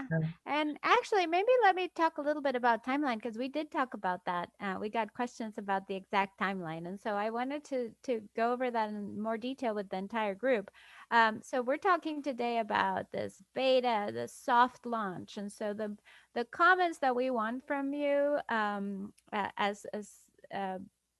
right now, right away, is the kind of comments of, this isn't working, this isn't showing right, you have this project in the wrong place, in the GIS feature. Why does the map disappear? All those kind of wonky things that can happen with technology. Before May 10th, we're trying to resolve as many of those as possible. So go in there, and as Chris said, try to break it, and we'll see if we can keep up on our side to make sure that the public has an outstanding experience when we do our launch on May 10th. And then after May 10th, you're going to have through June 27th to provide feedback on the strategies and more detailed comments on what you're thinking about content-wise. And we welcome all of those, and don't delay. We want them as soon as possible. We're going to be looking at them in a rolling basis. So whatever you give us the first week, we're going to start looking and devising ways on how to evaluate and make sure we rank or prioritize and start to get a network going for the South Bay to Sorrento project. So that's my plug. Yeah, thanks for that, Loriana. I appreciate that plug. And in addition to the tool being launched and the ability to put comments in via the tool, via the story map tool, all your comments today are being recorded and will begin to be processed as well. So I saw some comments, especially from my group. Some came in offline. You had drones at the Border Mobility Hub, very interesting, right? So all those comments are being documented. Feel free to continue to use the chat box as we're talking with you here. Corey and Jennifer, how about in room 2, the central part? Yeah. Go ahead. Okay, I'll start and Corey can jump in. But, we had a good discussion. There's a lot of interest in the purple line, like I thought there might be. And I am pleased, just in case anybody who wasn't in that meeting, we have looked at making the primary alignment go through City Heights. So I think that's been a concern of the residents out there for quite some time. We'll be doing additional planning work certainly, but that was something that I was happy to let everybody know. There was also discussion about the amount of growth that's happening down in Southeast. El Cajon Market is having extensive land use, kind of a boom, if you will. So we went down there and looked at some of the services. We kind of jumped around a little bit because I wanted to show the group about, what a goods movement service could look like, what a global strategy could look at, like when the entire study area lights up as blue. What does that mean in the tool? So we talked a little bit about that. But generally it was a good discussion. I do think there is definitely a need to go back out to the community with our translator and go through the tool in some detail. So we'll be working on that. But generally, I think the main ask was about the purple line, and I was so happy to tell everybody that we are shifting that line over. So and Corey can absolutely add anything additional. Thanks, Jennifer. Great news about the shifting of the line to include our very important community there. Corey, anything to add from your group? No, I think Jennifer did a great job summarizing. There's a couple other things that I had. One was opening up the transit corridor for City Heights, and then also topography being an issue that we need to look at in terms of how we're aligning our corridors. Thanks for those ads, Corey. Ramon, how about for our group? You want to share a few comments about our group's discussions? Yeah, we same thing. We went through the use of the tool, and we underlined that the tool is not the only way that you can make a comment. You could also whatever way, whether you want to call us, email us. I mean, what we want is your feedback. There was a lot of interest on the border, I thought, and good discussions about both San Isidro and Otay Mesa in general. Mm-hmm. Great. Well, I really appreciate everybody's time in the breakout room. Sounds like it was productive, getting our feet wet with the tool. And we're really looking forward to hearing, as Loriana's, said, your feedback on the functionality of the tool and the contents of the Strategy Explorer as we get ready to go for a more full-scale public launch. Corey, can we go to the next slide, please? Jennifer, so this is indeed, our call to action. So here we're asking our community-based organizations, our city planners, our community activists to kind of assist with this launch out to the public. So here's kind of on the screen, Jennifer's sharing, and I'll read for those of you calling in, rather Corey sharing. So one of the first things that we're asking is to stay engaged and submit feedback and to participate in the soft launch. So from just after today's meeting until May 9th, that's the soft launch where we really want you as our engaged stakeholders to play with this tool before we launch it to everyone in the public. Once that happens, May 10th through June 28th is what we're calling the virtual engagement period, when these tools will be made accessible to everyone beyond those that are on the call. And so extending the reach is, asking for a briefing. Here you see on the screen our email. So it's cmcp@sandag.org. So that's Comprehensive Multimodal Corridor Plan, or cmcp@sandag.org. That's a great way to request a briefing. The note asks to mention your organization and your meeting frequency. Do you meet every other Tuesday or first Thursday of the month? Let us know that. And we're also going to be launching office hours, so dedicated office hours with speakers in both Spanish and English in order to answer those questions. And so we'll be announcing those after May 9th as well. Yeah, no, but Elizabeth, if I can just chime in real quick. I would like to encourage anybody, we're going to be letting you know when these office hours are available, but if for some reason they don't work for you, certainly also request a briefing or just send us a note. We're here and this is what we're trying to do. So we really want to be as effective as we can to ensure that your feedback is included in this study. So however you need to reach out to us, we're certainly available, and we have dedicated amount of time to give back to you guys to really meet with you and get your individual needs met. So if anything you saw today felt daunting or too big or just too techy, you know, I'm not a very techie person either, and I'm happy to do it the old-fashioned way with a Google Earth and a map and some discussion. So certainly reach out to us. Thanks for that, Jennifer. Corey, can we go to the next slide? And I think what we want to do is open up for questions and comments. Before I do that, Jennifer, Corey, can you just go to the last slide? And Jennifer, if you'll check our Teams chat as well, I will mention that we've talked about a variety of ways to connect with us, and I just want to make sure that's clear. You can take a screen grab, or this information will be provided to you after the call. But there's a telephone number, there's a text line, there's the email, and a variety of ways to engage with us via social media. Yeah, and you know what, I do want to recognize our failure here today in having a Spanish translator. You know, there's some ingrained things that we do at Sand Egg that we need to be better about, and I recognize that. So we deeply apologize that today's meeting didn't include Spanish interpretation. It's our goal to reach as many of the community as possible as we work to improve transportation throughout our region.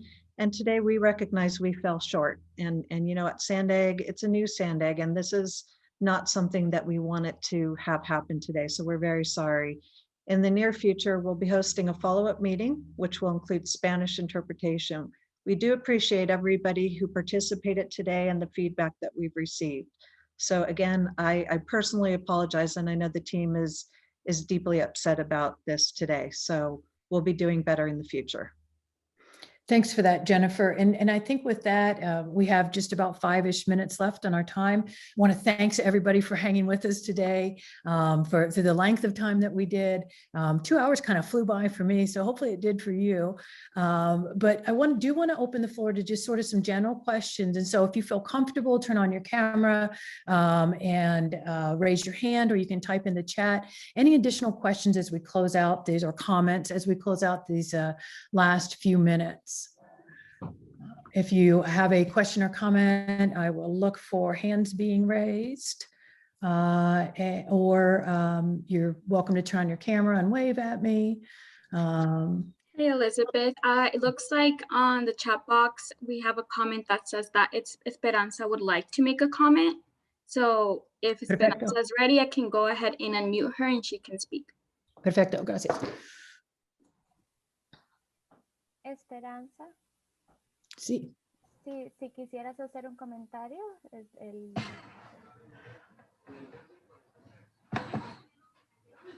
Sí, ¿me escuchan? ¿Me está hablando Elizabeth? Sí. Ok, mi comentario es sobre al inicio de que a mí sí me pegó muy duro el hecho de que no tuvieran interpretación. Iban a pensar, ok, otra vez dale con la interpretación. La cosa es que, por ejemplo, yo tengo 8 años yendo a las reuniones con SANDAG y nos ignoraban antes. Entonces, en el transcurso de estos años, ya nosotros hemos logrado que SANDAG nos escuche, haga foros en las escuelas, haga foros en la comunidad. Y para nosotros es una gran ganancia, pero hoy sí que me pegó duro porque todo lo que hemos ganado. Y hoy en esta reunión, que para mí era súper importante porque es la línea morada y no tengamos interpretación. Entonces, no quiero que vayamos para atrás lo que ya ganamos. Ganamos de que estamos presentes, está la comunidad presente, las organizaciones presentes, pero tengan en cuenta que la comunidad es multicultural, todas las comunidades, hay vietnamitas, ahorita escuché que anteriormente que por qué no estaban presentes. Entonces, si no tenemos traducción en español, pues menos van a tener los vietnamíes. Entonces, no quiero, ténganlo muy en cuenta, Sandax, de que tengamos interpretación. Para nosotros, la comunidad es muy, pero muy importante que nos escuchen. Es todo mi comentario, no les quito tiempo. Muchísimas gracias. Muchas gracias, Esperanza, por sus comentarios. Y también quería traducir lo que dijo Jennifer hace unos minutos. Realmente nos sentimos muy apenados, muy mal por no haber tenido la interpretación hoy. No fue nuestra intención herir a nadie o sentir que no estaban incluidos. Espero que comprendan que fue un malentendido, pero hemos aprendido de esto definitivamente y Sandag, vamos a seguir mejorando. No, jamás fue nuestra intención excluir a nadie de esta reunión y realmente lo estamos tomando muy en serio y hoy era una breve introducción a un tema que tenemos mucho de qué hablar. Tenemos un gran proceso con todas estas estrategias y para hacer una recomendación. Esa recomendación no viene hasta el final del año. Entonces quisiera decirle que esta es solo una primera ventanita a lo que realmente vamos a estar discutiendo. Hoy presentamos una serie de proyectos que existen ya, pero vamos a definitivamente traducirlos al español y esperamos que tener mucha información acerca de estas estrategias, porque la siguiente etapa es la más importante. Ahí es donde empezamos a decidir cuáles son las soluciones de este corredor de South Bay to Sorrento. Entonces, estamos muy apenados de lo que ocurrió hoy y no volverá a ocurrir, y vamos a producir traducciones y realmente quisiéramos asegurarnos de que podamos ir y visitar y continuar respondiendo sus preguntas lo más posible. Entonces, de Sandag y todo el equipo, le pedimos disculpas por lo que pasó hoy. Thank you, Loriana and Esperanza. Other questions, Laura, I do see your comments here. They're along the same lines. I really appreciate your comments. That we have noted them. And I see your further comment about if we don't have Spanish, how can we get to the other communities? And we're working on that. Is there any other comments that we have relative to the session today? I don't see any hands raised. Any that you see, Laura, that we might need to address? Oh, I do see a hand raise. Let me see who that is. I think it's Delia. Okay. Delia Contreras? I will go ahead and unmute right now.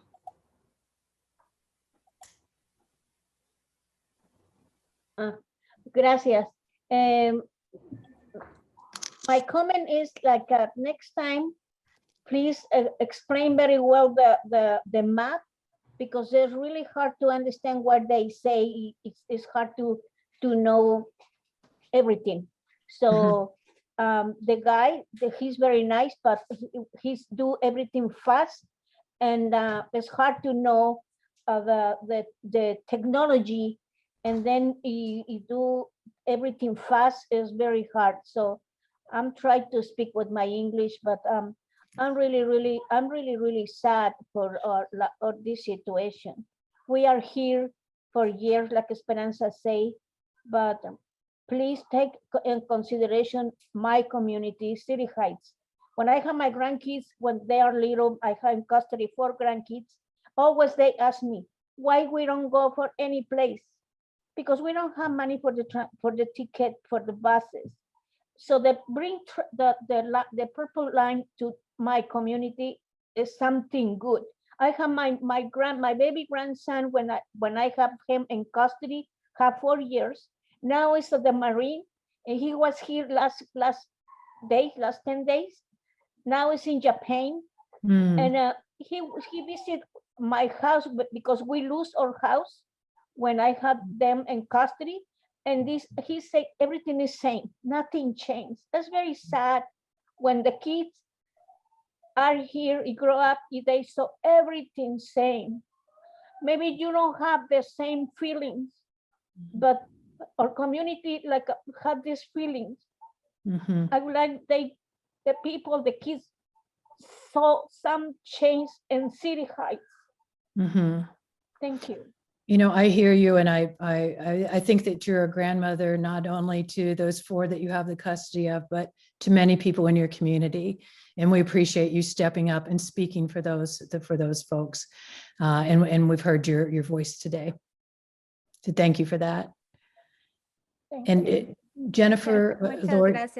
Muchas gracias, Delia, por sus comentarios. Realmente significan mucho para nosotros. Gracias.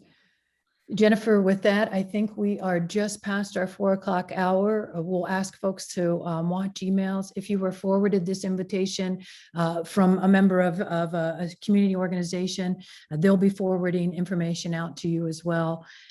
Feel free to visit our virtual engagement hub, and we'll look forward to hearing from you again further.